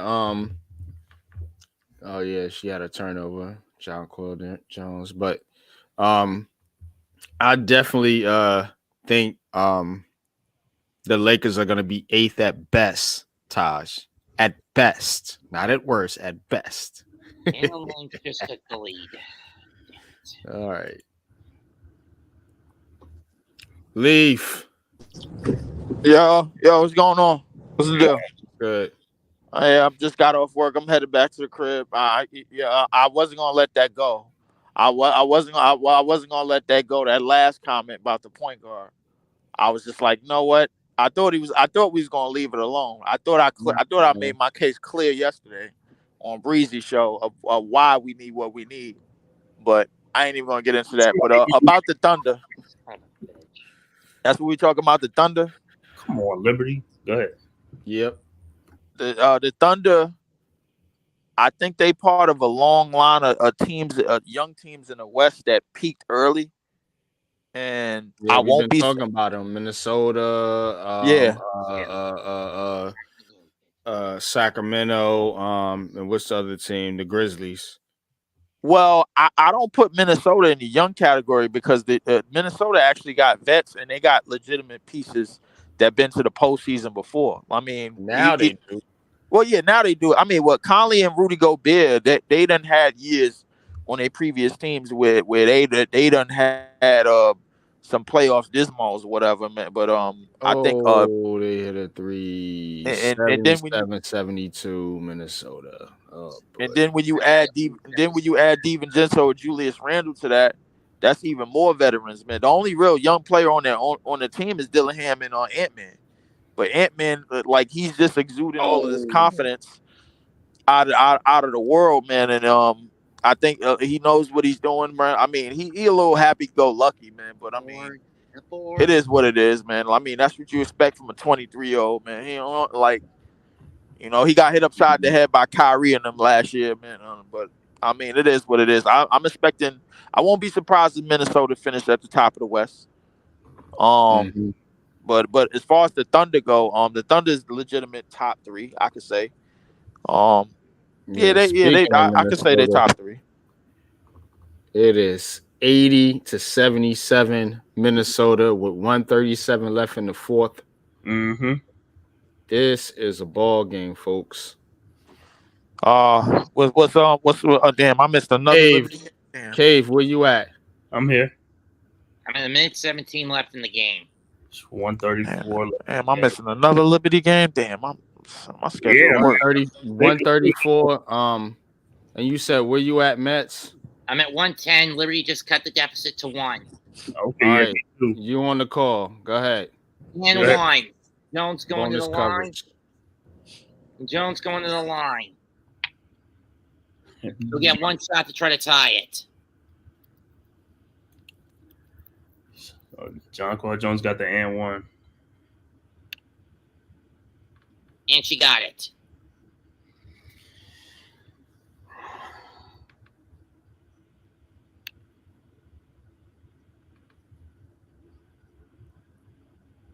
Call it.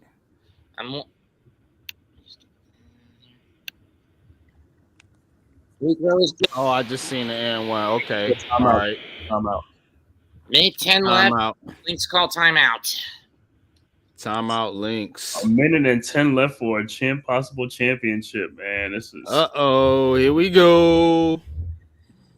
I mean, it's definitely been a long time coming for the I don't know Liberty. who's on the court, so can Collier, McBride, Williams, Smith, Carlton on the court for the Lynx, Jones, Stewart, Ionescu, Bibich, and Laney Hamilton on right now for the Liberty. But then again, I don't know. Since I don't really do tabs on the WNBA all that much, so I wouldn't know who's on the court right now for either side. Come on, Liberty, don't spin me, man. Come on, man, make this happen.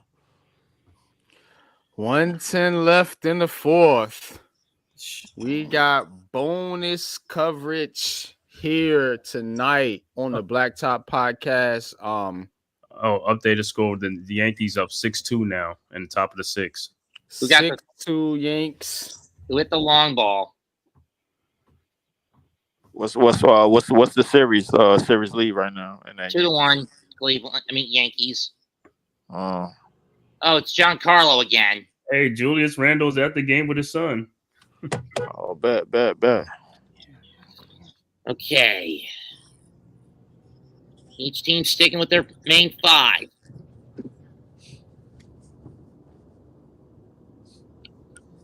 There'll be Lynx ball going left to right. Right to left.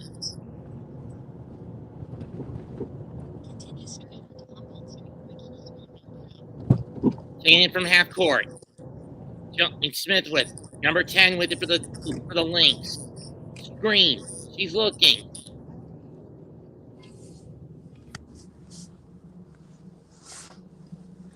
Lane, no good.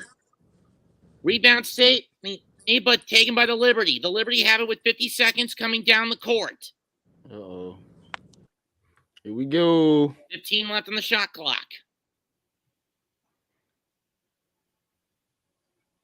Jones with it. In key. Post up. No good. Tipped. Rebound. Liberty have it back. Ionescu. Shot clock at 5. They got to get it off fast. Layup. No good. Shot clock violation. Come Couldn't get on. off the backboard. 18.3 left. The Lynx have a chance. Oh, man. Man, she got fouled, man, but they ain't called it. But it's cool. All right.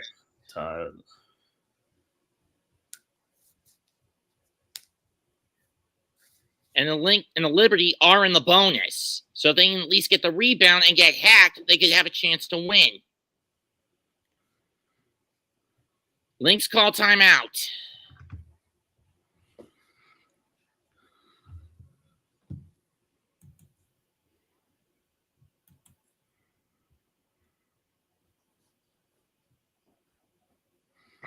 And this sound like a game. Giancarlo Stanton with the home run for the New York Yankees.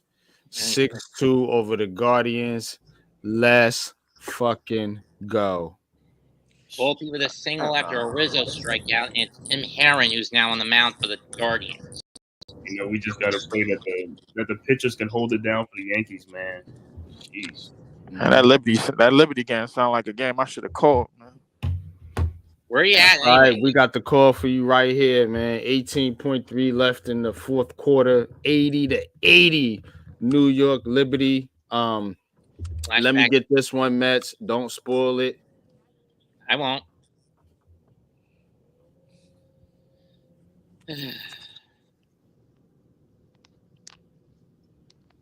Don't spoil it. Mute if you got to mute. I'm going to call the last 18.3 seconds left in this game. Bonus coverage here on Unpopular Opinion Sports and the Big Blue Crew Sports Network, along, of course, with the Man Cave Podcast, man. Check us out, man. Please like, share, and subscribe. This is big.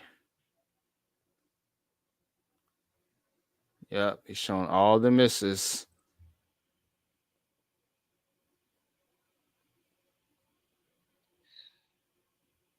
I will say do it. Nail biters at the least.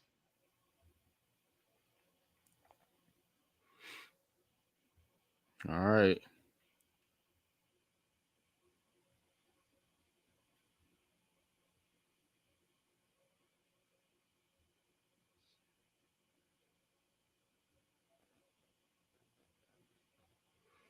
Going crazy out there in Minnesota. Okay.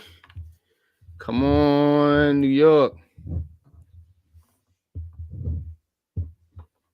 All right. They take it out of bounds.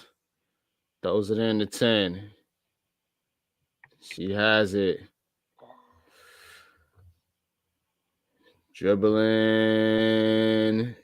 Looking, dribbling, shaking, shoots, misses, tip, no good. And what are they calling here? Are they calling a foul? What the hell?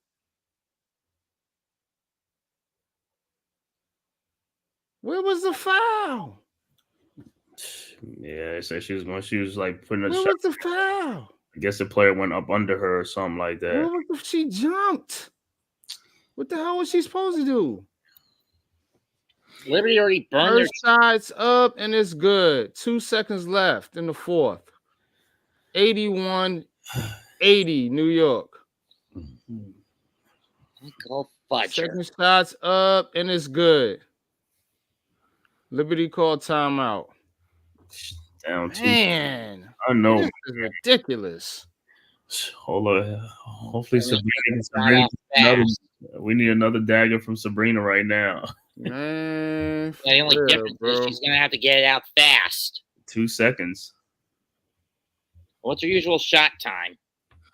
Hey, as soon as they inbound the ball, you're going to have to look to shoot the ball. You ain't got no... Yeah, you can get a shot off in like 0.4 or 0.3 or something. Yeah, right. Or drive it and hope you can get a foul and force overtime. You ain't going to have much time to do all that. You're going to have to catch and shoot pretty much. You might can get a pump fake off or something like that.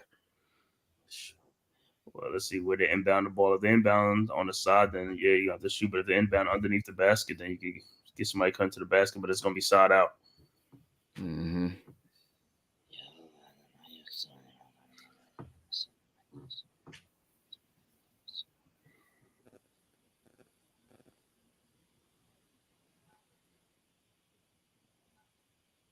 I throw it to Nescu for the win. Give her a pick. Get at the top of the key.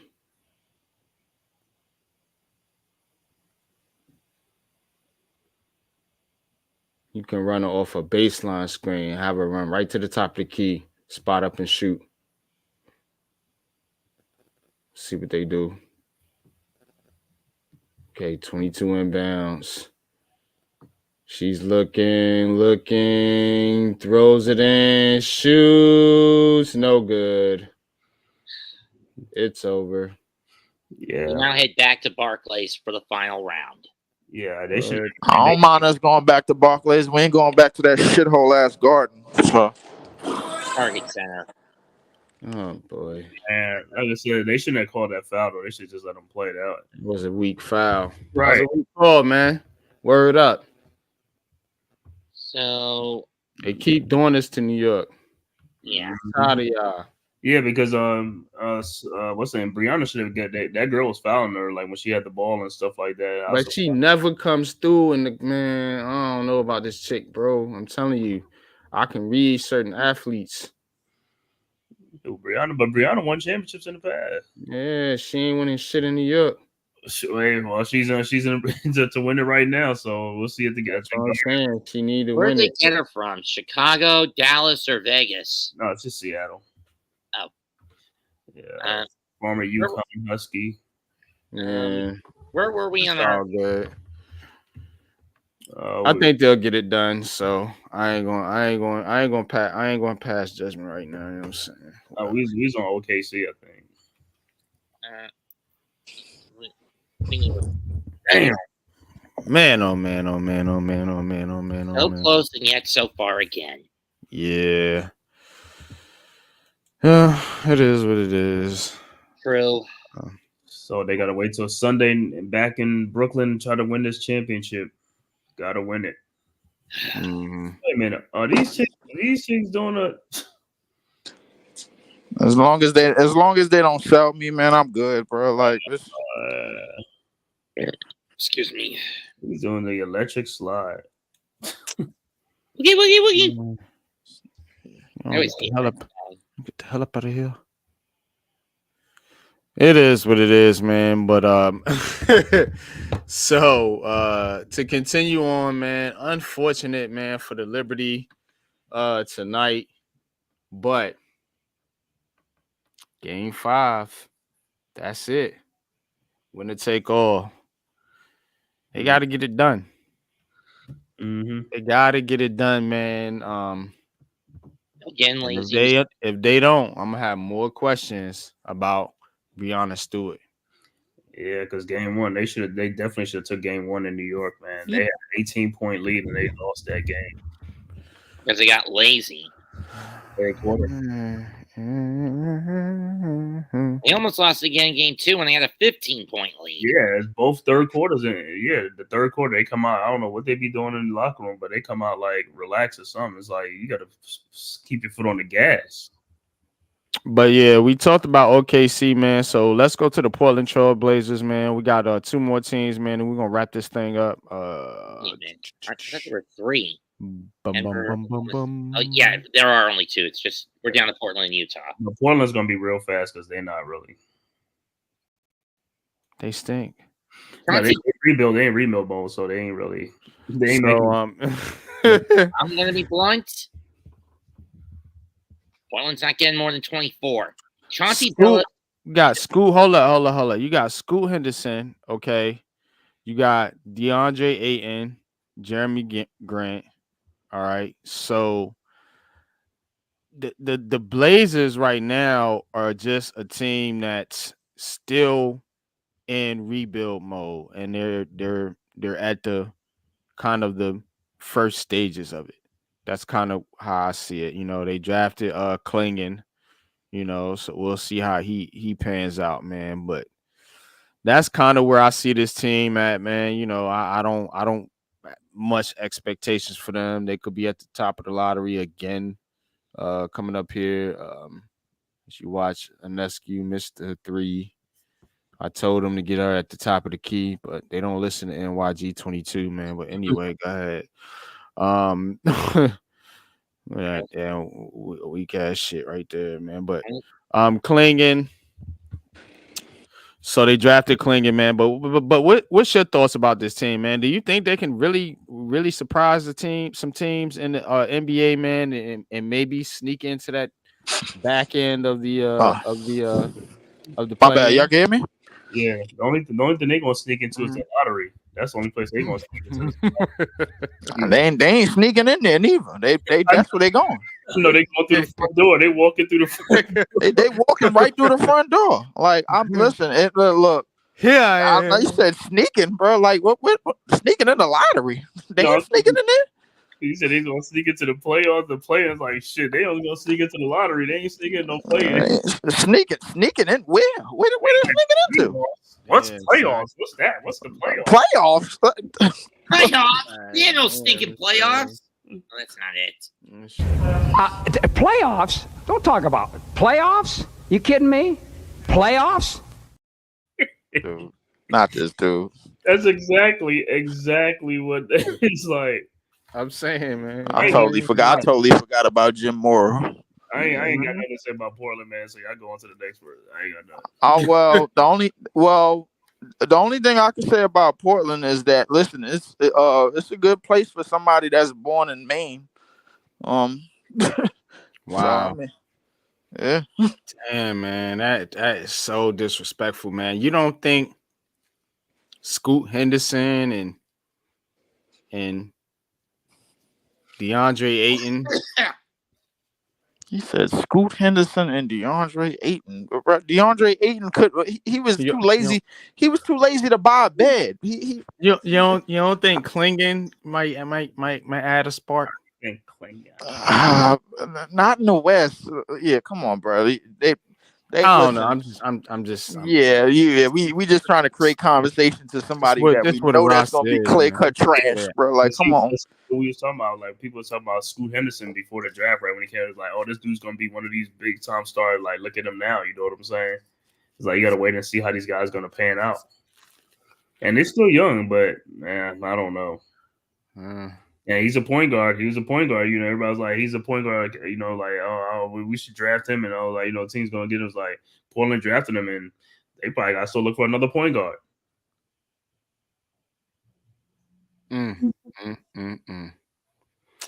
Okay, well, that's that. Sorry, Blazers. Not a lot of hope there. The Utah Jazz. Utah. They should be called the Utah Jazz. They got Keontae George, Colin Sexton, marketing, John Collins, Clarkson, Patty Mills, couple veterans. I do like the Isaiah Collier pick. It's one of my prospects that I was looking at in the draft, scouting or whatever. So but he's out with an injury of some sort. What is wrong with him? Hey, Utah. I like the Isaiah Collier pick too, and I had to follow you on that. That hamstring. That kid is actually pretty good. The problem is he's sitting behind 2 point guard spots on the team. You got Keontae George, you got Colin Sexton, I think, and I think they got another kid. I'm not sure because I think they starting Jordan Clarkson at the 2. But realistically, that's another team, man. That's gonna be outside the play, and they're gonna be in the dump because they're in the West. The dump. They're in the dump. Damn, it's in the dump, huh? They in the dump, son. Well, they're gonna be better than us, but I mean, they're in the dump. They in the dump. Oh my god. I don't know. With this lineup, it could be a sleeper hit, but again, I don't see them even getting into the play-in. I'm going to give the Utah Jazz about 40 wins. 40 wins and 11 seed? Man, that's crazy. We're talking about a stacked ass West. We talking about I don't know, man. What you think, Cave? Yeah, that's another team that's gonna miss the playoffs. I mean, Laurie Marketing, he's okay. He's nice. You know what I'm saying? Colin Sexton, you know, we already know what comes. He's not real. You know, so I mean, that's the only All-Star is Laurie Marketing. You know, Marketing. All right. I mean, look, man. I don't know, man. Shit, better Like than nothing. it's like these are the teams. Like Leaf said, you worry about getting in your way. You know what I'm saying? These meddling teams out west because the West, you know what I'm saying? There's a lot of teams out there that are going to be, pushing for playoff spots. I mean, where else they gonna put a first overall pick from Maine, bro? Come on. You think they really like people really think they gonna put him in a tri-state? He will not last out here. Who? That's like putting Brian Reeves, bro, like in the Knicks uniform. Come on. Who? What are we doing? Who you talking about? You talking about Cooper Flag? Unfortunately. You talking about where they gonna put Cooper Flag? Cooper Flag gonna You don't know where he gonna go, bro. You don't. That's what said Leaf be talking like. That's what I'm saying. You don't understand, man. Look, I'm gonna tell you right now. This is why we talking basketball, man. You got all these middling teams. You talking about all y'all talking about these teams is trash. Jazz trash. You know what I'm saying? Blazers trash. You know what I'm saying? Pelicans trash. You know what I'm saying? All these teams in the West we talking about that's trash, and then we already went over the Eastern Conference. How do we know the Nets is going to be at that top spot? You cannot sit there and hope and pray that this is your end all be all is going to be Ace Bailey. What you have to do is have a coaching staff that can develop whoever. If it's Cooper Flag, so be it. If it's Dylan Harper, so be it. This is what I'm trying to spit to y'all. You know what I'm saying? Last night, because that's what you gotta have. That's why I'm looking at Jordy Fernandez as an evaluation year right here for him. I want to see how he develops some of the young talent on this team. I want to see if he can take Jalen Wilson game a level up, or Cam Thomas game a level up, or Claxton, or Dariq Whitehead, or Clowney, or whoever. That's going to be important, because if you're talking about drafting a rookie of this magnitude, you know what I'm saying? You better make sure you got the right fucking head coach. You see what I'm saying? So that's what I'm saying. We can't worry so much about, oh, it's got to be Ace Bailey, or it's got to be Dylan Harper, or it's got to be Cooper Flag, or it's got to be. What you need to do is have a strategy of what you're going to do to develop that particular player. Now, what I was saying to elaborate last night is about the point guard position in particular, because I think that's where it's like drafting your quarterback in the NFL. It's like if you don't have one, you ain't rocking. You know what I'm saying? And so, especially with a young backcourt, and you already got a guard to pair along with them, so you can already set one side of your team or one part of your team, and then you would just start to add to that that front court, you know what I'm saying, which you already got Claxton in there, and then we'll see how the other ones pan out. That's what I was saying as far as strategic wise. But again, I'm okay with any of them, bro, as long as Jordy Fernandez is the right coach. That's I'm done. Well, I'm okay with any of them. But I'm sold on. But the only person I'm really sold on is Ace Bailey, because the thing is, right now, in terms of the landscape of the team, we need talent. Period. So you go with the best player available in this draft. If you the next, there's available, no but that's what I'm saying. You're saying available. You don't know who's going to be available, bro. That's why you keep saying available, and you keep saying Ace Bailey, as if Ace Bailey is just somehow going to be allowed to go to the Brooklyn Nets, bro. No, it doesn't work that way. Yeah, this not the NFL way to go by the Nets have been even in the conspiracy, which I love to dive into. Even in the conspiracy sense, the Nets have been cheated a lot of times. They have been cheated. You know what I'm saying? So they can get cheated again. That's what I'm saying. I'm Sean Marks is a dangerous person to put this decision in his hands in, because he is very easily cheated. You know what I'm saying? So the Nets can get cheated. That's what I'm saying. You have to be careful when you're like the best player available, and then you saying Ace Bailey. The only reason why I keep saying it's Belly and the best player available because I'm eliminating ourselves from the number one pick, which is going to be Cooper Flag no matter what. And the reason why I'm eliminating it is because everything about like marquee first overall picks is placement, location. When I bring up LeBron James, it's no coincidence why he went to Cleveland. When I bring up D Rose, it ain't no coincidence why he went to Chicago. When I bring up Wemby, it ain't no coincidence of why he went to San Antonio. They gotta put them somewhere where they can fit, where the fan base is going to treat them like royalty no matter what. And that's what had happened.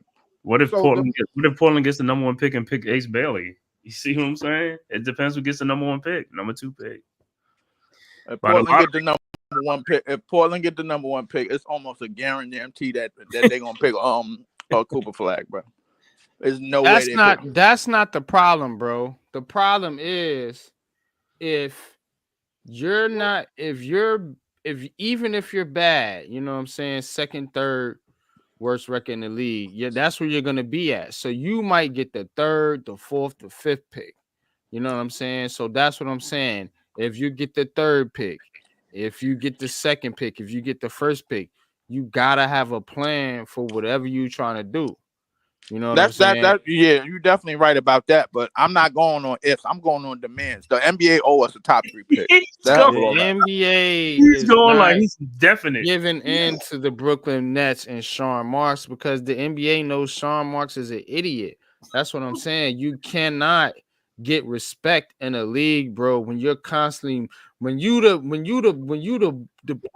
punk nigga on the block, right? Excuse my language, you know what I'm saying? But when you the herb on the block, right? You know what I'm saying? You always getting your candy taken, your snacks taken, your money taken. You know what I'm saying? And everybody knows it. You don't get the respect. Nobody's going to owe you, and nobody's going to say, "Here, take mine." They're going to keep taking from you. That's what I'm saying, bro. It's like the next to the giving tree. You know, we constantly giving gifts away. And the teams are going to keep constantly taking them until you change the philosophy in your organization. There's an organizational structural misconduct beyond the coaching and the players. It's organizational misconduct, bro. And it starts at the top with the owner, and the owner is employing this moron for a general manager, bro. Listen, everything that you're saying is 100% true, bro. I'm not asking for a number one overall pick. I'm not asking for that. I'm asking for 2 or 3. I think that's fair, bro. No matter who the hell we got in the front office. Now, if you want to fight, now if we guarantee that if we guarantee the NBA that him and the Asian dude gonna be out, bro, by the time that we draft one of these 3 players or from number 2 or the 3. Then they just might, budge on it, and, just slide us number 2 or number 3, and we good. We good to go. But that's a starting piece, and then we move from there. You know what I'm saying? Because this thing ain't gonna get fixed in one draft, and the damn sure ain't gonna get fixed with this Dylan Hartman.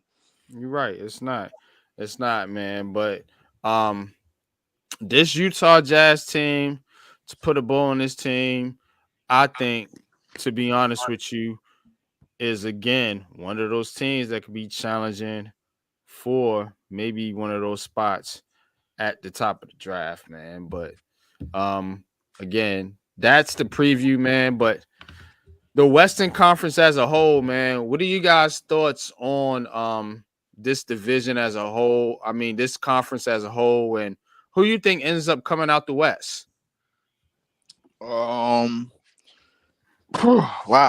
damn. I'll be honest with you. I will not be surprised if Dallas comes out of the West again. Again, I thought about that too. That's funny you said that. I won't be surprised because Denver has faltered a little bit. Mm-hmm. In terms of their depth and in terms of their glue players, they don't really have them anymore. True. When you give up Bruce Brown and KCP, like, where's your glue guys? Where's your energy guys? Where's your guys that helped out with those runs? A lot of people think those guys don't matter, bro. That's the problem. Mm-hmm. You see what I'm saying? For teams like Denver, it definitely do. It matters for every team. Yeah, it definitely matters for every team. I think OKC and Memphis, to me, I think they're going to be on the same wavelength. Because people done forgot what Memphis was able to do when they was healthy. True. And Ja Morant and Triple J and the way that team had flourished before then, I think they could get right back on track. Which leaves me to Dallas and Minnesota.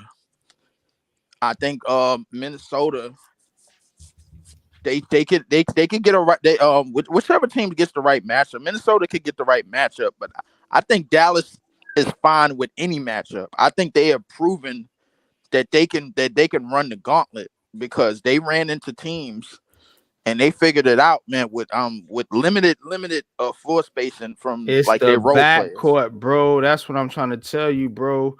You keep prioritizing this big man shit, bro. And I agree with you.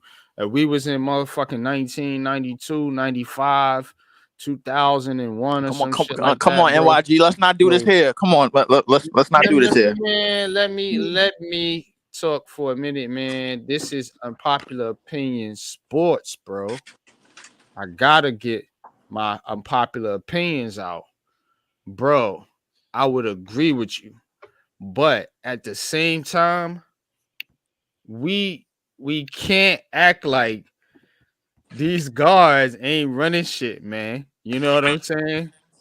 Like, these guards is running shit right now, and you got two of the best in Dallas right now. So I agree with what you're saying. You're making my point for me. You know what I'm saying? Which is why I would like to get a point guard at some point. It doesn't have to be Dylan Harper. So don't make it seem like I'm going to force the third pick or the second pick or something on Dylan Harper. No. But I do want us to get a point guard, and I prefer to get one out of the draft because I want my coach to groom that point guard to his system, to his philosophy, man. And then we could take off, man, with this squad. Amen to that. See what I'm saying, Leaf? It's a strategy. It's a mentality, bro. I see what you're saying, but the only thing I'm gonna end this off with this. The only thing about your philosophy, your strategy, is that your strategy is probably in the league already. The thing is, how we know that it's somebody that don't know how to run Jordy Fernandez system already. That's the thing about it. Like, usually a point guard is the last piece to the puzzle. Correct me if I'm wrong, but Kyrie came to the team. But Leaf, let me ask you something though, bro.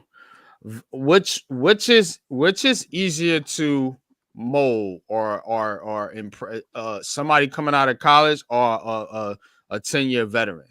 You see what I'm saying? Like, there a lot of times there's friction, but when you have a young player just getting into the league, they want that opportunity. They want to prove themselves, bro. That's what I'm saying. That works, bro. Which they do it all the time in these leagues, man. That works with a young coach. You know what I'm saying? Because they can work together in that matter and grow together. Pause. You know what I'm saying? When you bringing in a veteran, you know what I'm saying? Sometimes the veteran don't work, then the veteran, you know what I'm saying? Like, these guys have injury histories and problems and different things like that. You know what I'm saying? Like San Antonio right now. You know what I'm saying? They look good on paper with Chris Paul, but we all know Chris Paul ain't gonna make it through 20 games down there. I feel like, you know what I'm saying? So it's kind of a moot point to keep going that veteran route. You know what I mean? Like, let's build through the draft. I'm glad you mentioned that Chris Paul point because we missed the whole point why Chris Paul is there in the first place. Chris Paul is there to groom the younger guards that they put on the team behind him. We don't have any. No. I'm talking about in the case of San Antonio. Oh yeah. I understand. He's there to groom Stephon Castle. So the thing is, the coaching staff don't have to do the job. So by the Stephon Castle, he already has it. Always has to do the job. That's where you're wrong at.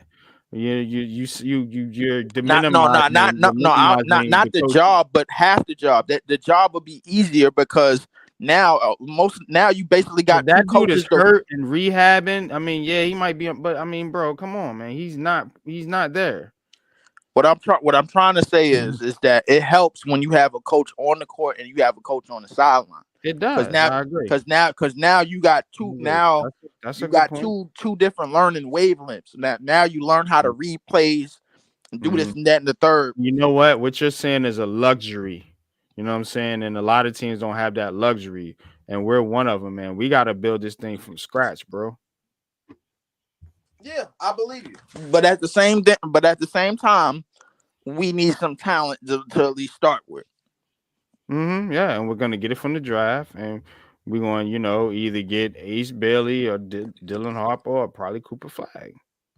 Whether people like it or not, we're gonna have to get somebody to start. I agree. You know what I'm saying? But I think, you know what I'm saying, whatever other picks we got, if we don't take a point guard with that first pick, we need to get one in that draft at some point.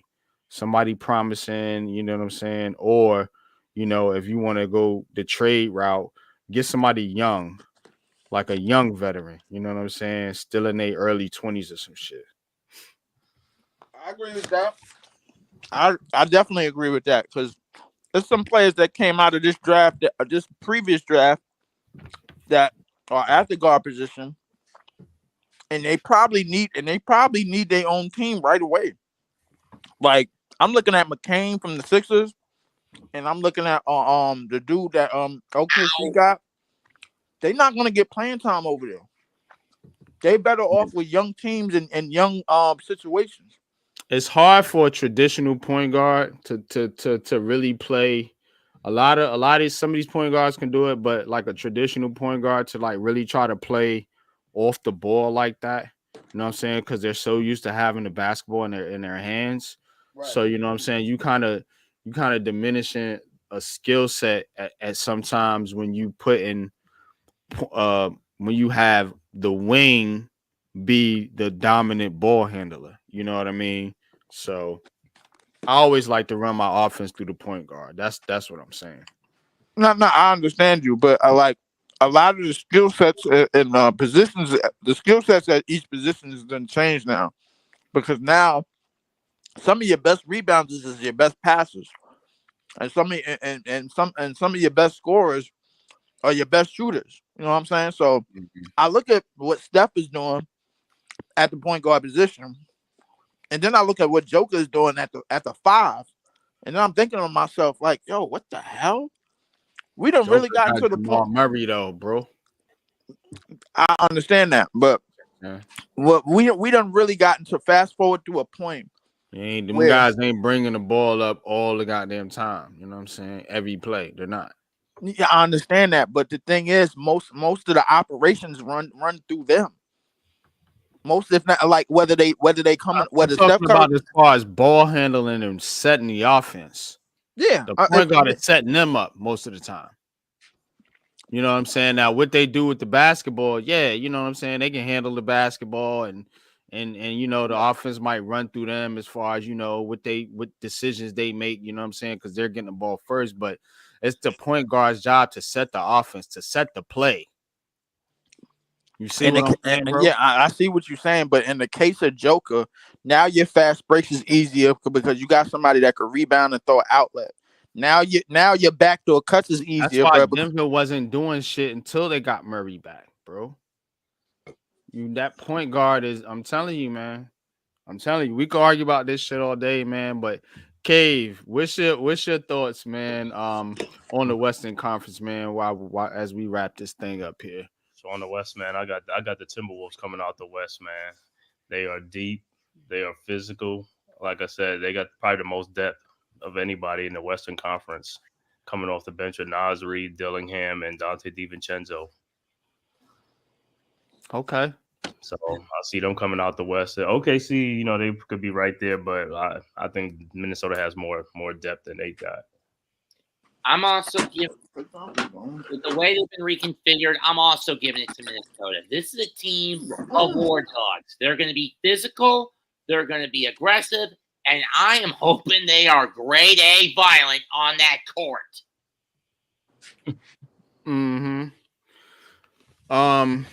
As for me, man, I think about Denver. I do, but not buying it. Dallas is intriguing. It really is, and I'm tempted to lean that way as well. But I mean, you Come on, talking about guards, man. You talking about Anthony Edwards too, and then you gotta think about Shea. You know what I'm saying? So hold I on, hold on. A 6-3 now. Second and third, 2 outs in the seventh for the Indian Guardians. Come on, Yanks pitching. Come on, bro. I'm about to, man, damn.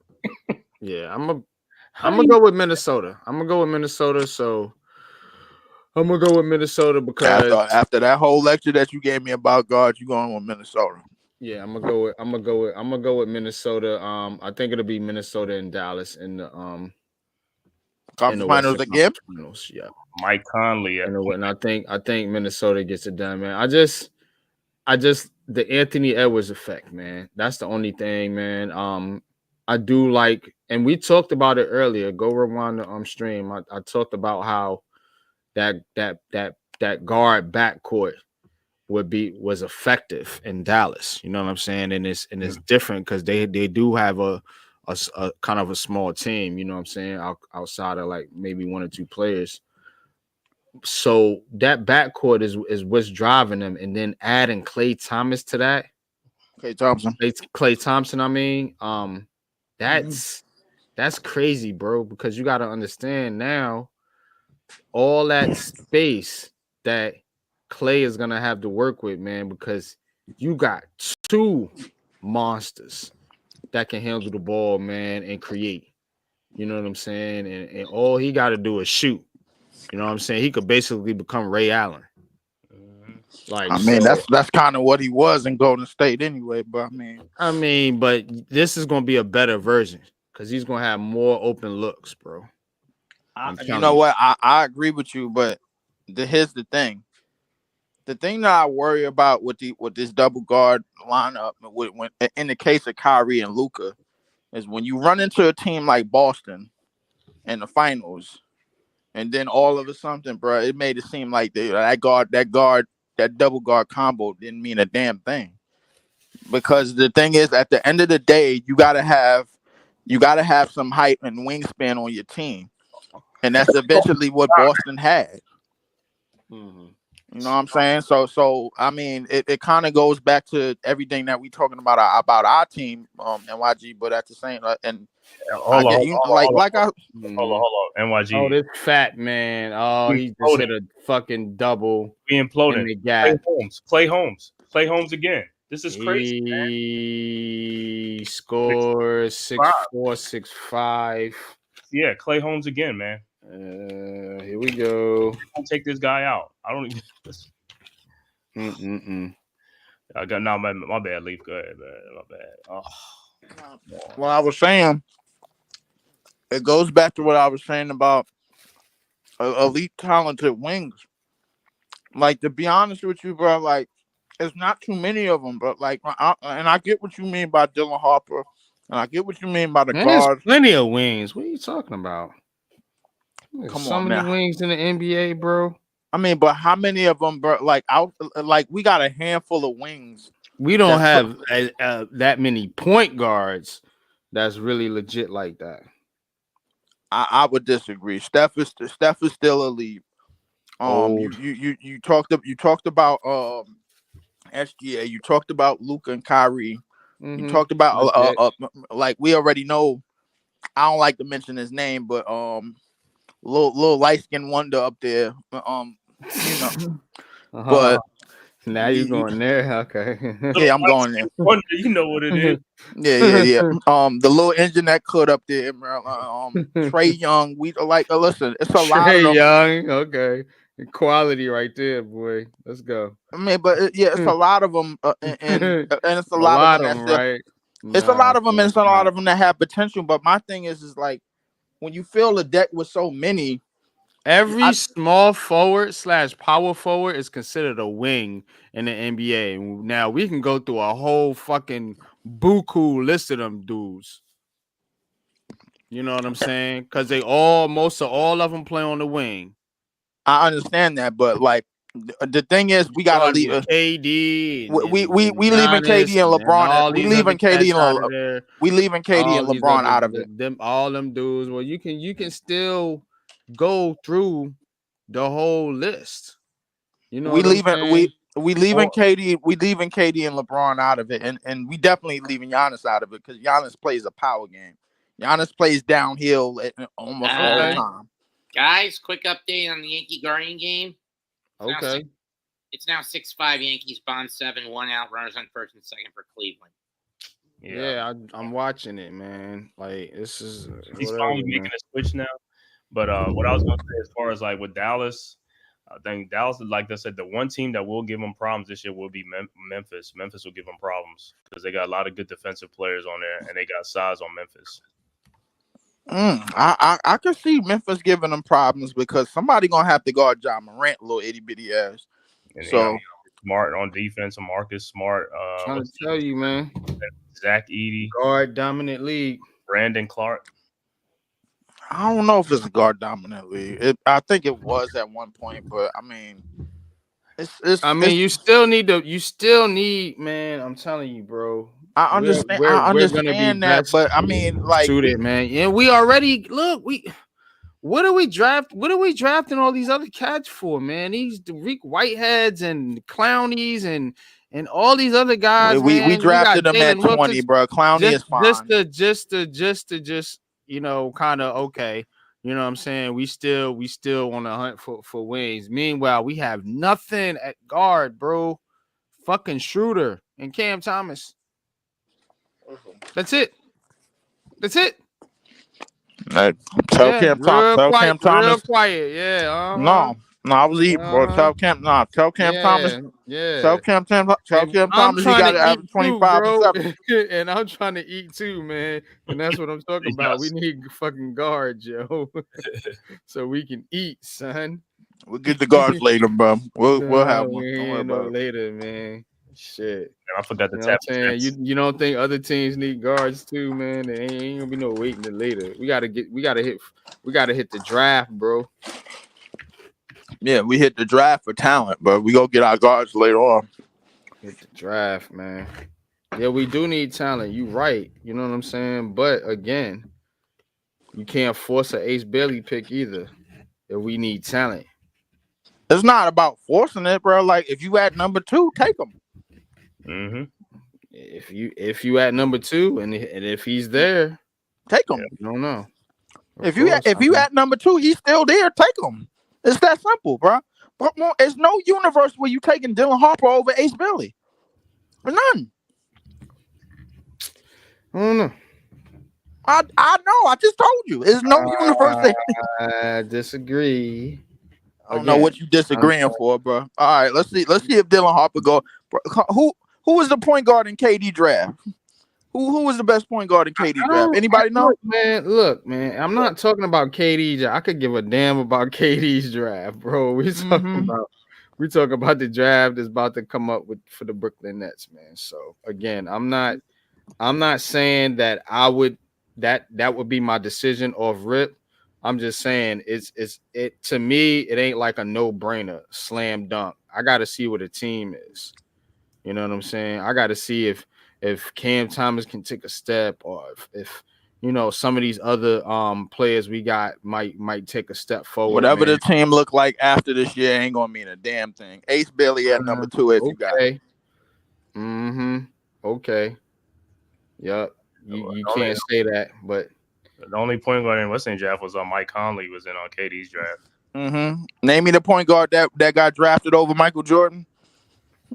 Mm-hmm. You saying Ace Bailey is you got some high fucking expectations for this. No, I think he's trying to say like who's the best player in the draft. You can't take over who's the best player in the draft. You don't know if he's gonna be the best player in the draft. Shit, you don't know that for real.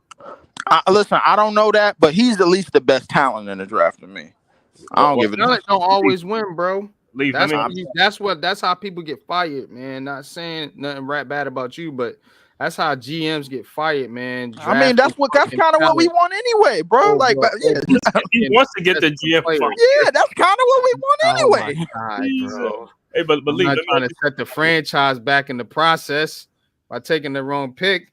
It's not the wrong pick. I'm bro. not saying he is, but I'm saying you act like it's a slam dunk, bro. No, I'm just saying, but Leave, you think Jabari Smith, you think he don't remind you of Ace Bailey? You think Ace Bailey is I think they are similar players. I don't know. Absolutely not. No. I saw what this kid did yesterday, and a lot of the stuff that he was creating on his own. Up in the moment, bro. No, it's just see.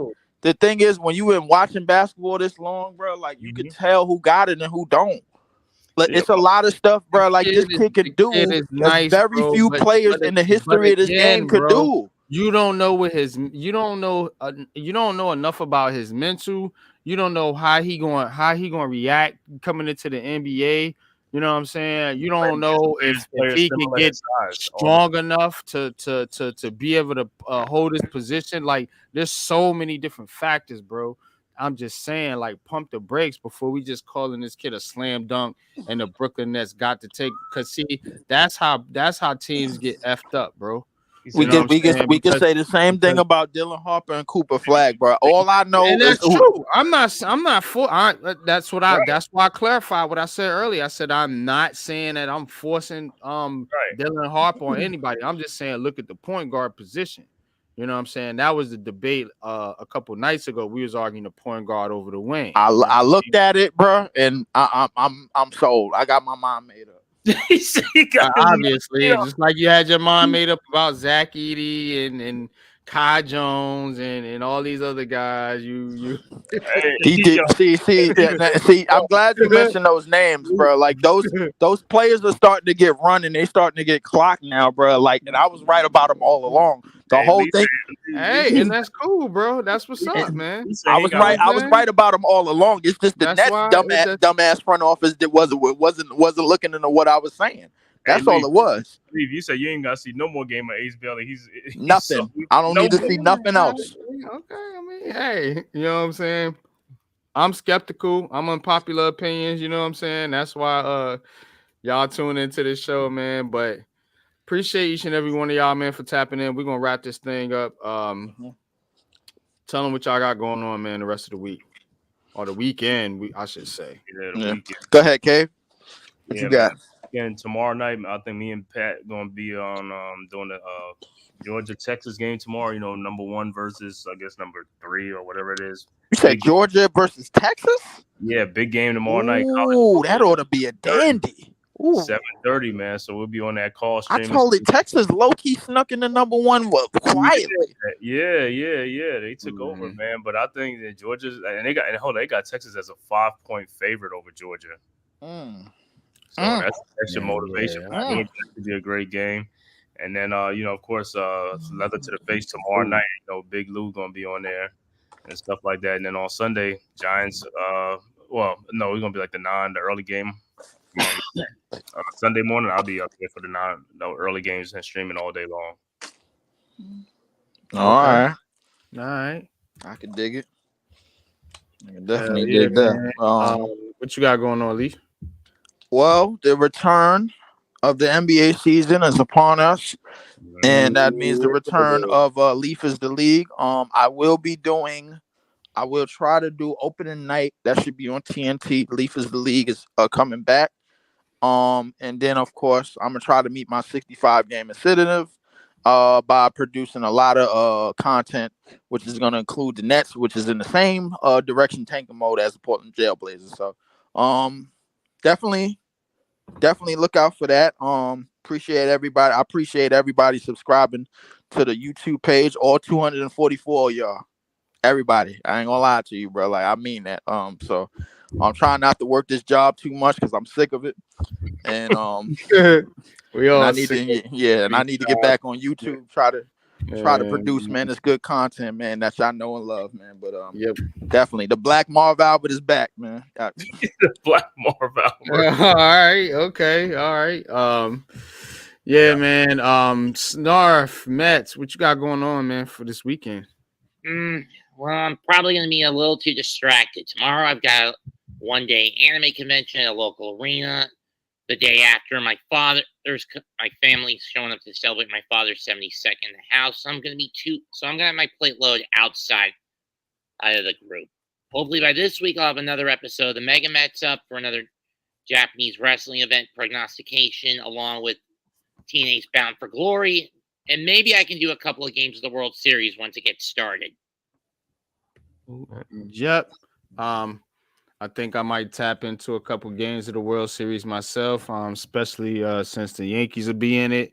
And also, I'm going to be doing the NFL London game. We got Patriots and Jaguars, 9:30 Sunday morning, as well as with the Big Blue Crew on the Giants Eagle call at 1 o'clock. And then I think we're gonna do Commanders and what's that team? Panthers. Yeah, there they go. That's one game I am gonna get, unfortunately, because it's a regional coverage matchup. But again, I'm gonna be basically bogged down by my dad's birthday party. Got you. So I'm gonna do we'll do Commanders and Panthers, and then of course the Sunday night game, the Monday games, and of course back here for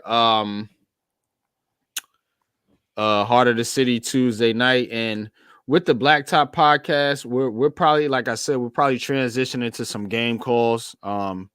So now that we got the previews out the way, so I'll figure out what the schedule is going to be and how we can incorporate some of these game call streams into this NBA season, because, man, it's going to be lit, man. Hope y'all enjoyed the preview, man. Any last comments before we get out of here, fellas? Yeah, man. Hit that like and subscribe button. Also share on all social media platforms of the Big Blue Crew Sports Network, as well as Leaf Diggy, Unpopular Opinion Sports NYG, the Man Cave Podcast, and also Mets 2128 and the rest of the Big Blue Crew Sports members. Yeah, man. Appreciate each and every one of y'all, man. Thank you, Tudo. Appreciate you, bro. Thank you for everything you do, man. Taj, Nimar, appreciate you, man. Of course, appreciate Lee for tapping in. Raphael, Mosley, appreciate y'all, man, for coming through, man. Hawkeyes, man, Women in Hoops, man, appreciate you. RC, man, thanks for tapping in, man. So that being said, man, we're gonna get out of here, man, and until next time. Wait.